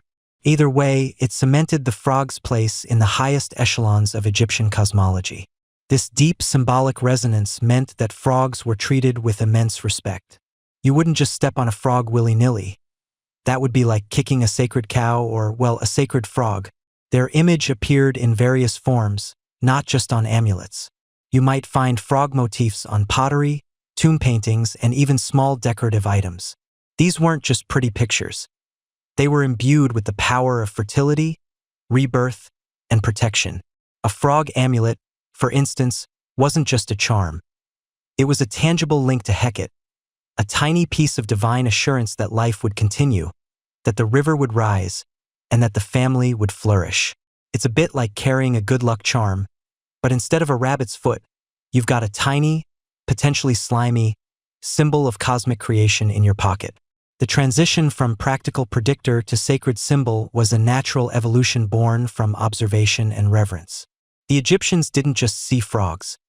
They understood them, observing their behavior with an intensity that bordered on spiritual communion. When the frogs called, it wasn't just a biological sound. It was the voice of Heqet, the stirring of the primeval waters, the promise of life. When they disappeared, it was a temporary slumber, a waiting for the moment of rebirth. This connection highlights a quirky or fringe tidbit. Some ancient Egyptian beliefs even suggested that frogs could spontaneously generate from the mud of the Nile after the flood, further cementing their status as creatures of pure creation and renewal. Rather than just ordinary animals with a life cycle you could look up in a biology textbook, if they had one, which, spoiler alert, they didn't. So, as you drift off, consider the frog. Not just a slimy amphibian, but a creature that held the keys to survival for a mighty civilization. It croaked the forecast. It symbolized the very essence of life, death, and rebirth, and it sat comfortably in the laps of goddesses and primordial deities. The Egyptians didn't just use frogs. They venerated them, weaving them into the very fabric of their understanding of the universe. It's a testament to their profound ingenuity, their deep connection to the natural world, and their ability to see the divine in the most unexpected and sometimes squishy places. So, you've spent all this time watching frogs. You've noted their croaks, their migrations, their general amphibious shenanigans. But what did the ancient Egyptians actually do with that squishy, croaky data? This wasn't just some quaint hobby for Nileside naturalists. This was life and death knowledge, the kind that determined whether you ate well or, well, didn't. Imagine, if you will, the ancient equivalent of a hyperlocal biosensory weather app, but instead of animated suns and clouds, it's just frogs. And a lot of very patient, very observant people. Let's start with the most critical decision point. Planting. You are a farmer, standing on the parched earth, the cracks in the soil mirroring the lines of worry on your brow. The intense heat of late summer presses down, and the Nile, though still within its banks, feels deceptively calm. Your entire year's sustenance, the very survival of your family and village, hinges on planting your seeds at just the right moment after the flood recedes. Too early, and a rogue surge from the still active inundation could wash away your precious barley or emmer before it even thinks about sprouting. Too late, and the rich, fertile silt left by the flood will have dried and hardened, making cultivation a backbreaking nightmare and reducing your yield dramatically. This was no time for guesswork, unless you enjoyed the prospect of a very lean year. This is where your frog insights truly shine. You've been meticulously tracking the Rana Nilotica and the Bufo regularis, those diligent little barometers of the Nile. If you observed an unusually early surge in frog activity, a sudden chorus of croaks filling the humid twilight, or an unexpected migration of frogs away from typically dry areas towards the riverbanks even before the first visible rise, it was a clarion call. It signaled an early flood, perhaps a more vigorous one than usual. This wasn't just a fun fact for your local pub quiz. It meant you had to scramble. You'd gather your tools, organize your family and neighbors, and prepare the fields with unprecedented speed. The plows, simple wooden affairs often pulled by oxen, would need to be ready. The seeds, carefully stored from the previous harvest, would be brought out. This early warning allowed for a lightning-fast response, ensuring that as soon as the waters began to recede, you were there, tilling the freshly deposited, nutrient-rich silt, ready to sow before it had a chance to bake solid under the relentless sun. It was like getting a head start in a very important race, where the prize was not just a medal but actual food. Conversely, if the frogs were quiet, unusually subdued, or their movements delayed, it suggested a later, perhaps less intense flood. This didn't mean you could just kick back and relax. It meant you had a bit more breathing room. You could take your time preparing the land, perhaps even doing a second pass with the plow to ensure optimal soil conditioning. This nuanced understanding, gleaned from the humble frog, allowed for precision agriculture millennia before anyone had even dreamed of GPS-guided tractors or satellite imagery. It was a testament to their deep, intuitive understanding of their environment. Now, let's talk about harvesting. While planting was about capitalizing on the flood's aftermath, harvesting sometimes became a race against its unexpected return or an adjustment to its duration. Most crops were harvested during the Shimu season, the dry harvest period, well after the flood had receded. However, the Nile was a fickle mistress. An unusually early or prolonged flood, predicted by the frog's telltale signs, could spell disaster for crops still in the field. Imagine the frantic energy, the collective sigh of a village, as the frog calendar, or rather, the shared communal knowledge gleaned from it, hinted at an early inundation. Farmers would rush to bring in their crops, even if they weren't fully mature, preferring a slightly smaller yield to a completely submerged and ruined one. It was like a last-minute scramble before a big exam. But the exam is your entire year's food supply, and the invigilator is a rapidly rising river. You'd see families working tirelessly from dawn till dusk, cutting stalks, threshing grain, and storing it in granaries, knowing that every single basket counted. This ability to anticipate allowed them to salvage what they could, mitigating potential famine. Beyond the immediate agricultural cycles, frog knowledge played a pivotal role in safeguarding entire communities. When the frogs signaled an exceptionally high or early flood, this wasn't just about planting or harvesting. It was about protecting homes, livestock, and stored provisions. Villages were often built on slightly elevated mounds, but an exceptionally strong inundation could still threaten lower-lying areas. The early warning from the frogs allowed communities to prepare. You'd see people reinforcing mud-brick walls, building temporary barriers, or clearing irrigation canals to better manage the water flow. Your precious livestock, perhaps a few scrawny goats and a prized cow, who, let's be honest, probably contributed more to the local gossip than the milk supply, would be moved to higher ground, away from the encroaching waters. Essential supplies, dried fish, grains, tools, would be secured in elevated storage areas, or even transported to designated community safe houses. This practical application wasn't just about individual farms. It was a communal effort. The priests and scribes, who often maintained the more formalized observations and records, though historians still debate the exact level of formalization versus a purely oral tradition passed down through generations, would disseminate this vital information. Imagine the town crier, not just announcing royal decrees, but also the latest frog report. This collective wisdom allowed for coordinated action across the entire agricultural landscape of Egypt. The entire system of Egyptian agriculture, fundamentally based on the Nile's annual inundation, relied on this precise timing. The three seasons of ancient Egypt, Heqet, the inundation, Fertility, the growing season, and Shimu, the harvest, were inextricably linked to the Nile's pulse, and the frogs provided the early beat. One quirky tidbit about their resourcefulness was how they used granaries, often cone-shaped structures, to store grains safely. Knowing when a flood was coming meant they could ensure these granaries were sealed and perhaps even reinforced, protecting the vital food supply from water damage. It wasn't just about moving things, it was about securing them. The foresight provided by the frogs meant the difference between a village surviving intact and one facing widespread damage and loss. So, from the moment you decided when to scratch the first furrow into the receding mud, to the frantic rush to bring in a threatened harvest, to the communal effort of moving your beloved, gossipy cow to safety, the insights gleaned from frog behavior were the silent, croaking architects of ancient Egyptian survival. They weren't just predicting the weather. They were dictating the rhythm of life itself along the mighty Nile. You settle back, the faint, earthy scent of damp riverbanks still lingering in your imagination, as you ponder the sheer ingenuity of the ancient Egyptians.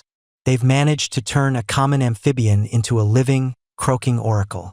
But let's be real, even the most dedicated frog whisperer faces challenges. You see, while the initial discovery of frogs as flood indicators was nothing short of brilliant, the path from "oh look, frogs" to a reliable generation-spanning flood prediction system was paved with a lot of trial, error, and probably more than a few frustrated sighs. Imagine yourself as one of those ancient observers, perhaps a priest or a particularly keen farmer, tasked with this crucial duty. You're out there, day after day, listening to the symphony of the marsh. You quickly learn that not all frog croaks are created equal. Sometimes, a sudden downpour, a local cloudburst far from the Nile's source, might send the frogs into a frenzy. Was that a true flood signal? Or just a very enthusiastic celebration of a puddle? This was one of the earliest, most vexing limitations, distinguishing between localized, transient water events and the mighty, inexorable rise of the distant Nile. You couldn't just pack up your bags and declare, "The flood is here," every time a frog cleared its throat. The Egyptians, being the meticulous record keepers they were, didn't just shrug and give up. They started to refine their observations. They understood that a lone croak might be an anomaly, but a chorus, a persistent, widespread amphibian clamor across multiple locations along the river, that was a different story. They began to differentiate between the casual ribbit of a frog just enjoying a Tuesday afternoon and the urgent, sustained calling that truly signaled a change in the deeper hydrological system. It was like distinguishing between a single tweet and a trending global hashtag. One you can ignore, the other demands attention. You can almost hear the discussions in the temples or village squares. The frogs near the northern canals are loud, but the ones by the southern bend are still quiet. What does that mean? This wasn't a simple yes/no switch. It was a complex, multivariable equation, processed not by silicon chips, but by generations of human brains. They had to account for regional variations. A particular species of frog in the delta might react differently, or at a different phase of the flood, than its cousin hundreds of miles upstream near Aswan. So, the frog calendar wasn't a universal decree but a localized, nuanced guide, adapted to the specific ecological rhythms of each section of the Nile. And then there were the behavioral nuances. Was it just the sound? Or was it also their movement? Did they emerge from hibernation earlier? Did they gather in specific places? You see, a frog that simply croaks from its usual lily pad is one thing. A frog that suddenly abandons its familiar haunts and heads for higher ground, or one that changes the intensity and duration of its calls, that's a different message entirely. They learned to interpret these subtle shifts. It was like learning to read the subtle body language of a very small, very green, and perpetually damp friend. You'd probably spend hours just staring at them, wondering if they were about to drop some crucial meteorological wisdom or just trying to catch a fly. It certainly wasn't a job for the impatient. Patience, young Padawan, you might tell yourself, the frog will speak when it's ready, or when it needs a snack. One of the most significant refinements came from cross-referencing. While frogs offered an early warning, their data wasn't the only data. You know how ancient Egyptians were masters of long-term record-keeping, right? A mainstream historical fact is that the ancient Egyptians maintained detailed records of the Nile's flood levels for thousands of years, primarily through Nilometers. This provided an invaluable baseline. The frog observations could be compared with the Nilometer readings of previous years. Last year, When the frogs started their big chorus on the 5th day of Heqet, the Nilometer showed a rise 3 days later. This year, the chorus started on the 4th, so we might expect the rise sooner. This kind of iterative learning, building on centuries of recorded data, allowed them to calibrate their frog algorithms. It was their version of big data, just with more mud and fewer spreadsheets. But even with all this refinement, limitations persisted. What if a frog population was decimated by disease or a particularly hungry flock of herons? A sudden drop in the number of vocal amphibians could lead to a missed signal, or at least a very confusing one. Or what about unusually cold springs, which might delay frog activity even if the flood was on its way? These anomalies kept the ancient predictors on their toes, forcing them to constantly adapt their interpretations. It wasn't a perfect system, but it was remarkably robust for its time. There's also a quirky tidbit here. Some fringe theories suggest that certain particularly ancient or unusually large frogs were believed to possess a heightened predictive ability, almost as if they were wise elders of the amphibian community. Imagine the pressure on that one enormous frog, burdened with the hopes of an entire village. Come on, Bartholomew. Give us the goods. The harvest depends on you. While likely a localized superstition rather than a widespread scientific principle, it speaks to the human tendency to seek out special omens within the natural world, even among the humble frogs. Scholars continue to analyze the extent to which local, informal frog lore was formally incorporated into the centralized state's flood management strategy. Historians still argue whether the detailed frog observations made by local farmers and priests were systematically collected and analyzed at a national level, or if they primarily served as regional, supplementary guides. It's a fascinating debate, highlighting the blend of top-down state control and bottom-up community wisdom that characterized ancient Egyptian society. Was there a national frog reporting hotline? Probably not, but the communication networks were surprisingly effective. Over generations, this system evolved. Knowledge was passed down from parent to child, from elder priest to young acolyte. It wasn't just about watching the frogs. It was about understanding the entire ecosystem, the subtle changes in plant life, the behavior of other animals, the atmospheric conditions. All these became part of a holistic predictive model that started with the frogs but expanded far beyond them. They learned that a particular type of cloud formation, combined with specific frog calls and a certain dampness in the air, might signify an imminent rise in the Nile, even before the Nilometer showed any change. It was a symphony of natural signs, with the frogs often playing the opening notes. So, while the initial discovery of frogs as indicators was a eureka moment, the true genius lay in the continuous, painstaking process of refinement. They didn't just observe, they analyzed, adapted, and integrated. They understood that nature speaks in many tongues, and sometimes the quietest creatures can have the loudest messages, provided you learn how to listen. It's a testament to their deep connection with their environment, turning what we might see as mere pond dwellers into vital partners in their survival. They weren't just predicting the flood. They were conversing with the very spirit of the Nile, mediated by the humble, yet surprisingly insightful frog. Now, as you drift further into the ancient world, a crucial question surfaces. How did the humble frog stack up against the other sophisticated, or perhaps less sophisticated, methods the Egyptians employed to predict the Nile's life-giving deluge? You've seen the grand Nilometers, those ancient river gauges, and you've heard about the priests peering at the stars. But imagine yourself standing there, right alongside an Egyptian farmer, as they weighed these different signs. It's like comparing a fancy weather app to your grandpa's knee acting up before a storm. Both have their merits, but one offers a very different kind of insight. Let's start with the big, impressive kid on the block, the Nilometer. You picture them now, those grand staircases or wells, often built into temples, with precise markings carved into their walls. These were the official record keepers, the state-of-the-art instruments of their day. When the floodwaters began their slow, majestic ascent, creeping up the Nilometer's measured steps, there was no denying it. This was hard data, verifiable, concrete. The Nilometer told you with absolute certainty how high the flood had reached, and by extension, how much land would be inundated, and thus, how bounteous the harvest might be. For taxation purposes, for official decrees, For planning the grand scale of the agricultural year, the Nilometer was king. It was the government-issued, certified public accountant of the flood prediction world. But here's the rub, and it's a big one. The Nilometer was reactive. It told you the flood was happening now or had just begun.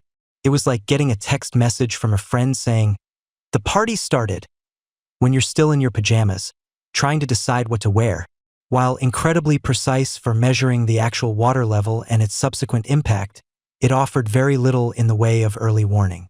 You couldn't plant your crops based on a Nilometer reading that hadn't happened yet. You couldn't move your livestock to higher ground days in advance, or prepare your granaries, if your only information came from the water literally knocking at your door. It was the perfect tool for managing the flood once it arrived, but not for anticipating it. It was, in essence, a very accurate rearview mirror. Then you turn your gaze upwards, to the vast, star-studded canvas of the Egyptian night sky. For millennia, humanity has looked to the heavens for answers, and the Egyptians were no exception. They were master astronomers, observing the steady procession of constellations, the wanderings of the planets, and the precise heliacal rising of certain stars. The most famous example, of course, was the star Heqet, which we know as Sirius, the dog star. Its reappearance in the pre-dawn sky, just before the sun, after a period of invisibility, famously coincided almost perfectly with the expected onset of the Nile's annual inundation. It was a cosmic clock, a grand celestial signpost that marked the beginning of their new year and the promise of the flood. This method offered a fantastic long-term prediction. You could look up at the sky, note Heqet's return, and know that, generally speaking, the flood was on its way.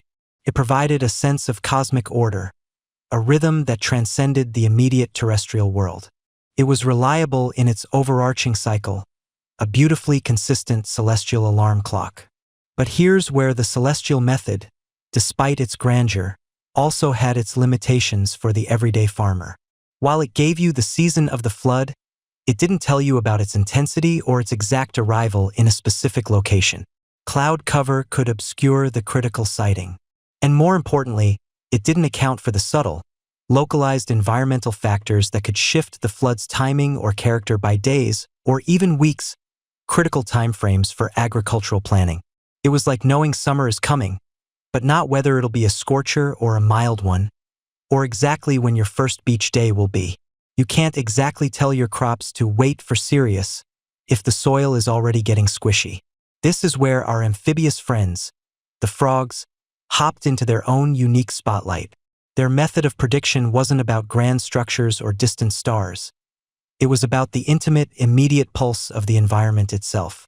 Frogs, you see, are exquisitely sensitive to changes in humidity, atmospheric pressure, and the subtle vibrations of approaching water.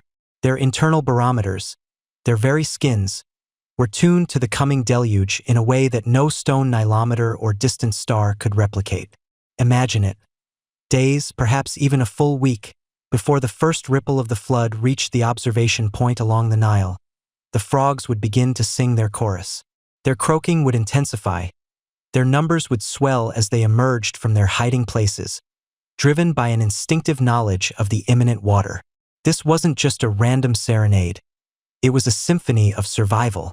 They were reacting to the distant rains in the Ethiopian highlands, the increased humidity carried on the wind, the rising water table underground, perhaps even subtle seismic shifts that accompanied the massive water movement. It was like having a living, breathing, incredibly sensitive network of sensors spread across the entire Nile Valley. The unique advantage of frog-based forecasting was its early warning system. While the Nilometer waited for the water and Sirius gave a seasonal heads-up, the frogs offered a more immediate, localized, and crucially pre-arrival prediction. They were the ground-level scouts, the first responders of the natural world. A farmer observing the frenzied activity of frogs wouldn't need a degree in astronomy or access to a temple gauge to know that the river was about to swell. This intuitive, direct observation was accessible to everyone, not just the priestly elite or the state officials.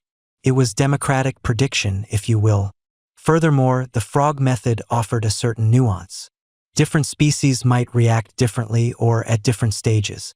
The sheer volume of the croaking, the locations where they emerged, the types of frogs seen. all these could have provided additional layers of information. A sudden explosion of tiny reed frogs might signal one thing, while the deep guttural croaks of larger bullfrogs might indicate another. Historians still argue whether specific frog behaviors were universally interpreted across Egypt or if local variations and interpretations existed, but the underlying principle of their sensitivity remains.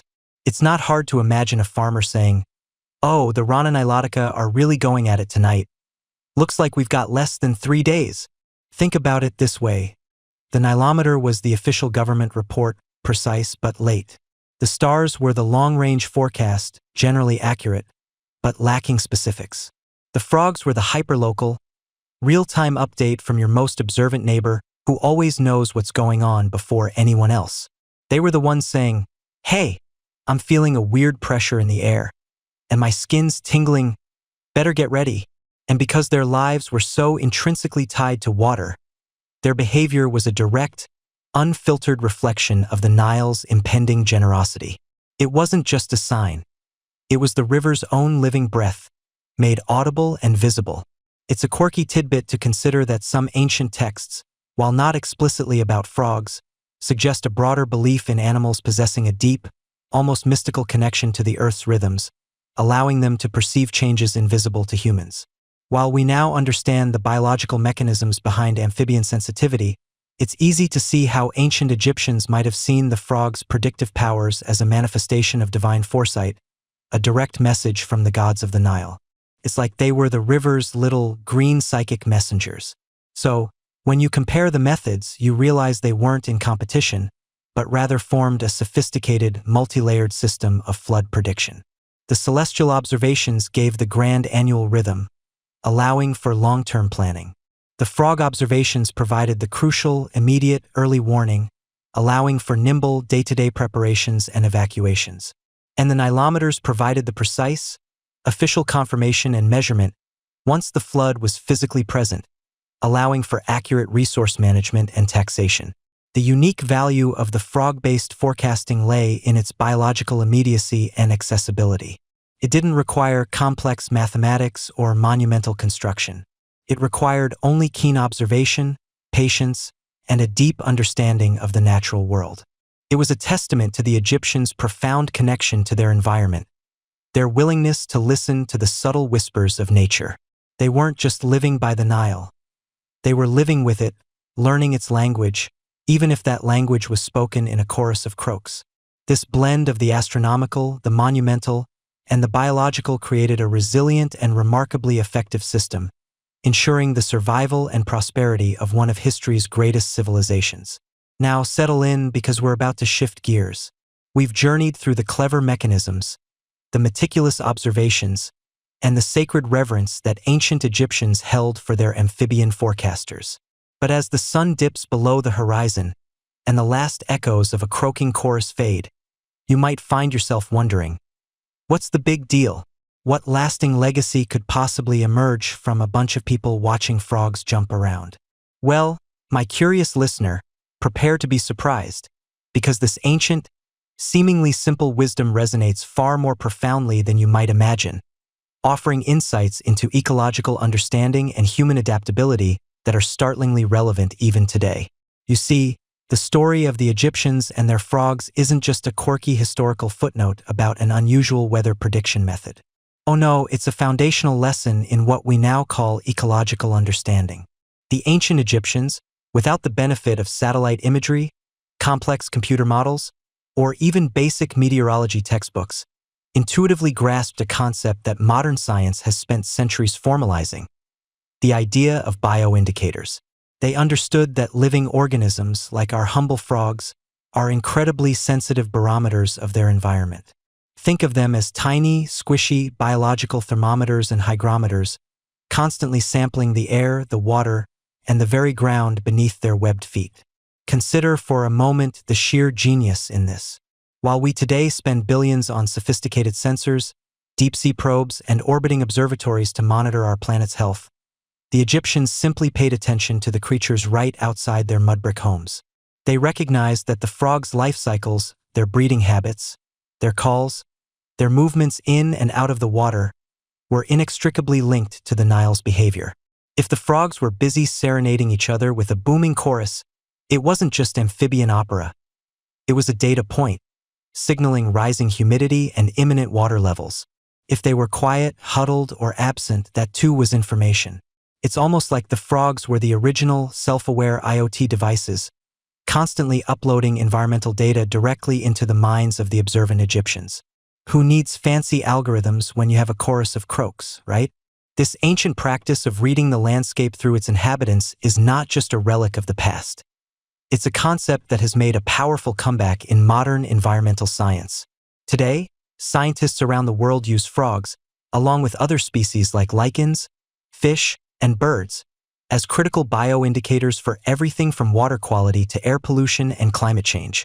A decline in frog populations, for example, is often one of the first warning signs that an ecosystem is in trouble, perhaps due to pesticides, habitat loss, or changes in temperature. It turns out those ancient Egyptian priests and farmers were ahead of their time, pioneering a field of study that would only be formally recognized millennia later. They understood, perhaps instinctively, that the health of the frogs was a proxy for the health of their entire world. It's a sobering thought, isn't it, that in our pursuit of technological advancement, we sometimes overlook the profound wisdom embedded in simply observing the natural world around us. Beyond ecological understanding, the frog lore of ancient Egypt offers a profound insight into human adaptability. The Nile's flood was not just an annual event. It was the very pulse of their civilization, a force of nature that brought both life and potential destruction. The Egyptians didn't try to conquer the Nile. They learned to live with it. They didn't curse its unpredictability.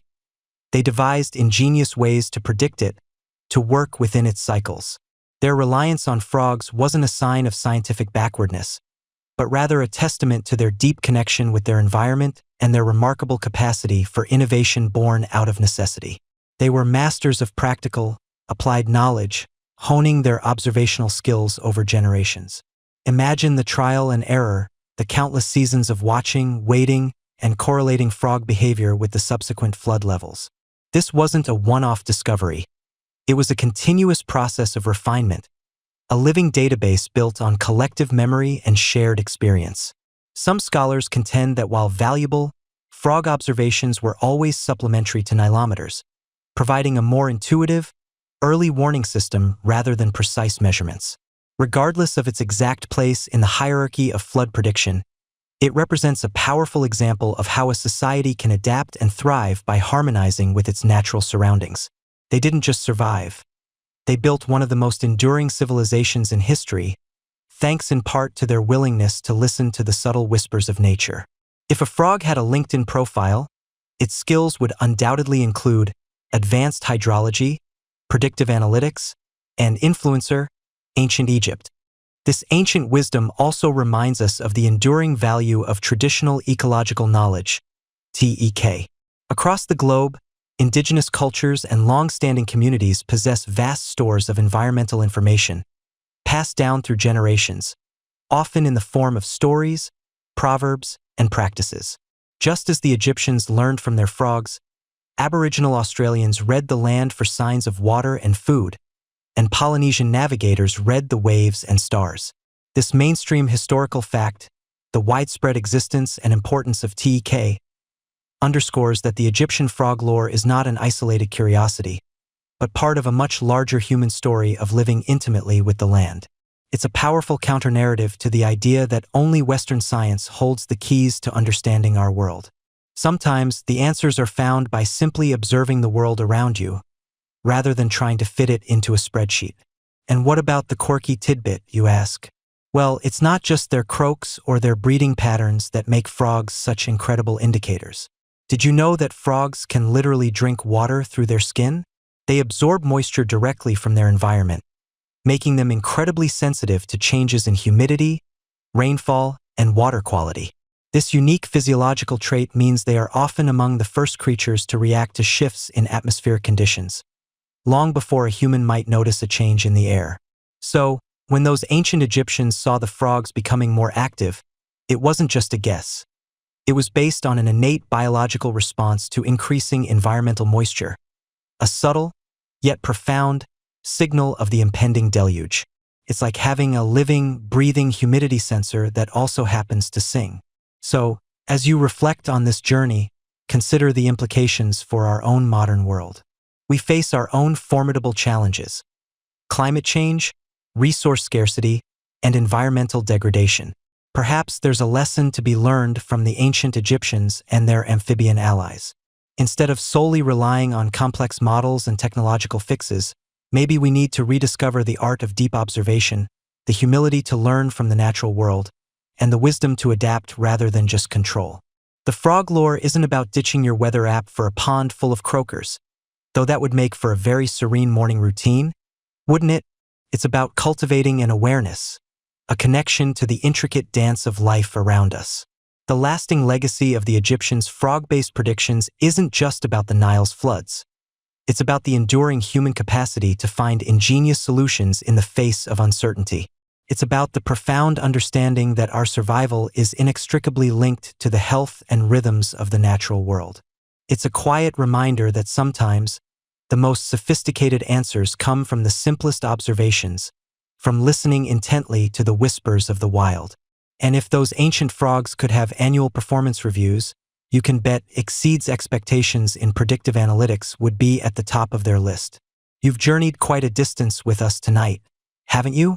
From the mighty, life-giving pulse of the Nile to the humble, croaking amphibian that helped unlock its secrets.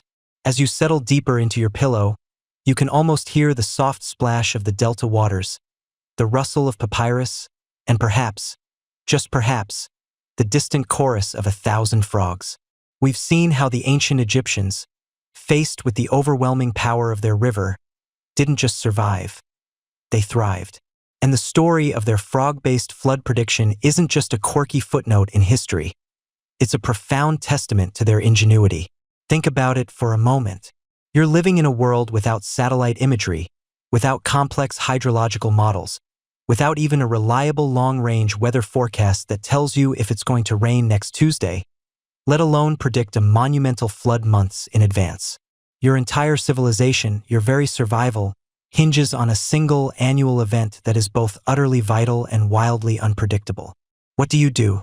Most of us, let's be honest, would probably just shrug, cross our fingers, and maybe sacrifice a particularly plump chicken to the river gods. But the Egyptians? Oh no, they got clever. Their ingenuity wasn't about conquering nature, at least not in the modern, often destructive sense. It was about harmonizing with it, about listening. You see, the Nile wasn't just a water source. It was a living, breathing entity, a demanding parent, a generous provider, and sometimes a terrifying force of nature. And the Egyptians understood this on a visceral level. They didn't view themselves as separate from their environment, but as an integral part of it. This wasn't some abstract philosophical concept. It was a deeply practical approach to existence. You watch the water, you watch the sky, and you watch the creatures that live in the water and under the sky. It's like having a very specific, very ancient, biological alarm clock that also happens to be slightly slimy. Who needs a smartphone when you have a chorus of frogs telling you when to plant your crops? Then you turn your gaze upwards, to the vast, star-studded canvas of the Egyptian night sky.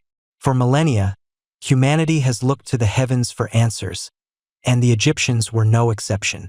They were master astronomers, observing the steady procession of constellations, the wanderings of the planets, and the precise heliacal rising of certain stars. The most famous example, of course, was the star Sopdet, which we know as Sirius, the dog star. Its reappearance in the pre-dawn sky, just before the sun, after a period of invisibility, famously coincided almost perfectly with the expected onset of the Nile's annual inundation. It was a cosmic clock, a grand celestial signpost that marked the beginning of their new year and the promise of the flood. This method offered a fantastic long-term prediction. You could look up at the sky, note Sopdet's return, and know that, generally speaking, the flood was on its way. It provided a sense of cosmic order, a rhythm that transcended the immediate terrestrial world. It was reliable in its overarching cycle, a beautifully consistent celestial alarm clock. But here's where the celestial method, despite its grandeur, also had its limitations for the everyday farmer. While it gave you the season of the flood It didn't tell you about its intensity or its exact arrival in a specific location. Cloud cover could obscure the critical sighting. And more importantly, it didn't account for the subtle, localized environmental factors that could shift the flood's timing or character by days or even weeks, critical timeframes for agricultural planning. It was like knowing summer is coming, but not whether it'll be a scorcher or a mild one, or exactly when your first beach day will be. You can't exactly tell your crops to wait for Sirius if the soil is already getting squishy. This is where our amphibious friends, the frogs, hopped into their own unique spotlight. Their method of prediction wasn't about grand structures or distant stars. This harmony with nature extended beyond just flood prediction. Their entire worldview, encapsulated in the concept of Ma'at, the principle of cosmic order, balance, and justice, encouraged a respectful coexistence with the natural world. You didn't just exploit resources, you maintained balance.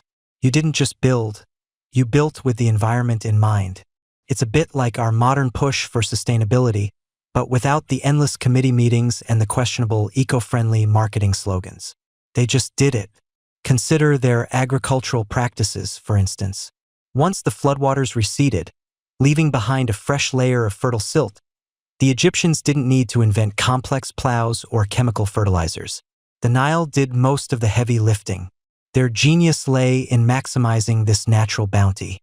They developed sophisticated irrigation systems, canals, basins, shatifs, those clever counterbalanced water lifts, to distribute the water evenly across their fields. It's like the Nile was a giant, benevolent sprinkler system, and they just had to make sure the pipes were properly laid. And because they knew when the water was coming, thanks in part to their froggy friends, they could time their planting and harvesting with astonishing precision. This level of detailed observation and adaptation permeated every aspect of their society. The Nile wasn't just a river. It was a calendar, a clock, a highway, and a spiritual force. It even influenced their pet choices. You know how some people today are obsessed with designer dog breeds or exotic birds? Well, ancient Egyptians were quite fond of their cats, which were not only good for rodent control in granaries, but also considered sacred. And it wasn't just cats. They often mummified various animals, including baboons, crocodiles, and even shrews, reflecting a deep, if sometimes peculiar, reverence for the animal kingdom. Imagine trying to explain to your modern vet that your pet frog needs a tiny sarcophagus. The wisdom gleaned from these humble amphibians, then, wasn't just about survival. It was about thriving. It allowed them to plan, to prepare, to build a stable society that endured for thousands of years. Think of the sheer scale of their achievements. The pyramids, the temples, the intricate hieroglyphic scripts. None of it would have been possible without a foundational understanding of their environment, without a reliable food source, without a predictable rhythm to their lives. The frogs, in their own small way, contributed to the very foundations of one of the greatest civilizations the world has ever known. They were tiny, green pieces of a colossal puzzle. And what can we, in our hyper-connected, technologically driven world, learn from this ancient, intuitive wisdom? Perhaps it's a reminder to slow down, to observe, to reconnect with the rhythms of nature that still govern so much of our existence, even if we've built concrete walls to block them out. We might not need frogs to tell us when the next flood is coming, but maybe they can still teach us something about living in harmony with our planet. It's a good lesson to ponder, especially as you drift off, because sometimes the most profound answers aren't found in complex algorithms or supercomputers, but in the simple, ancient whispers of the natural world. So, as the last echoes of our journey fade, you appreciate the profound ingenuity of those ancient Egyptians. They didn't just live by the Nile. They lived with it. They understood its moods, its demands, its incredible generosity. They listened to its subtle signs, even those carried on the croaks of a frog, and in doing so, they forged a civilization of unparalleled resilience and wonder. They harmonized deeply with nature, not out of naive idealism, but out of absolute necessity, and in that harmony, they found the key to millennia of prosperity. Now let your thoughts drift, gently, like the silt carried by the Nile. Imagine the soft, cool air of the Egyptian night, the faint scent of river water and blooming lotus. Your eyelids feel heavy, heavy as ancient stones. The journey is complete, and the lessons linger, soft and comforting. There's no need to rush, no need to worry. Just the gentle hum of the world, settling into a peaceful quiet. The frogs have sung their last prediction for the night, their chorus fading into the background, a lullaby of ancient wisdom. Let your mind clear, let your body relax, sinking deeper and deeper into the quiet comfort of your bed. The mysteries of the past have been explored, and now only tranquility remains. Every breath is calm, every thought peaceful. The Nile continues its timeless flow, and you, too, are part of that gentle, eternal rhythm. Sleep now, knowing the ingenuity of humanity and the harmony of nature will always find a way.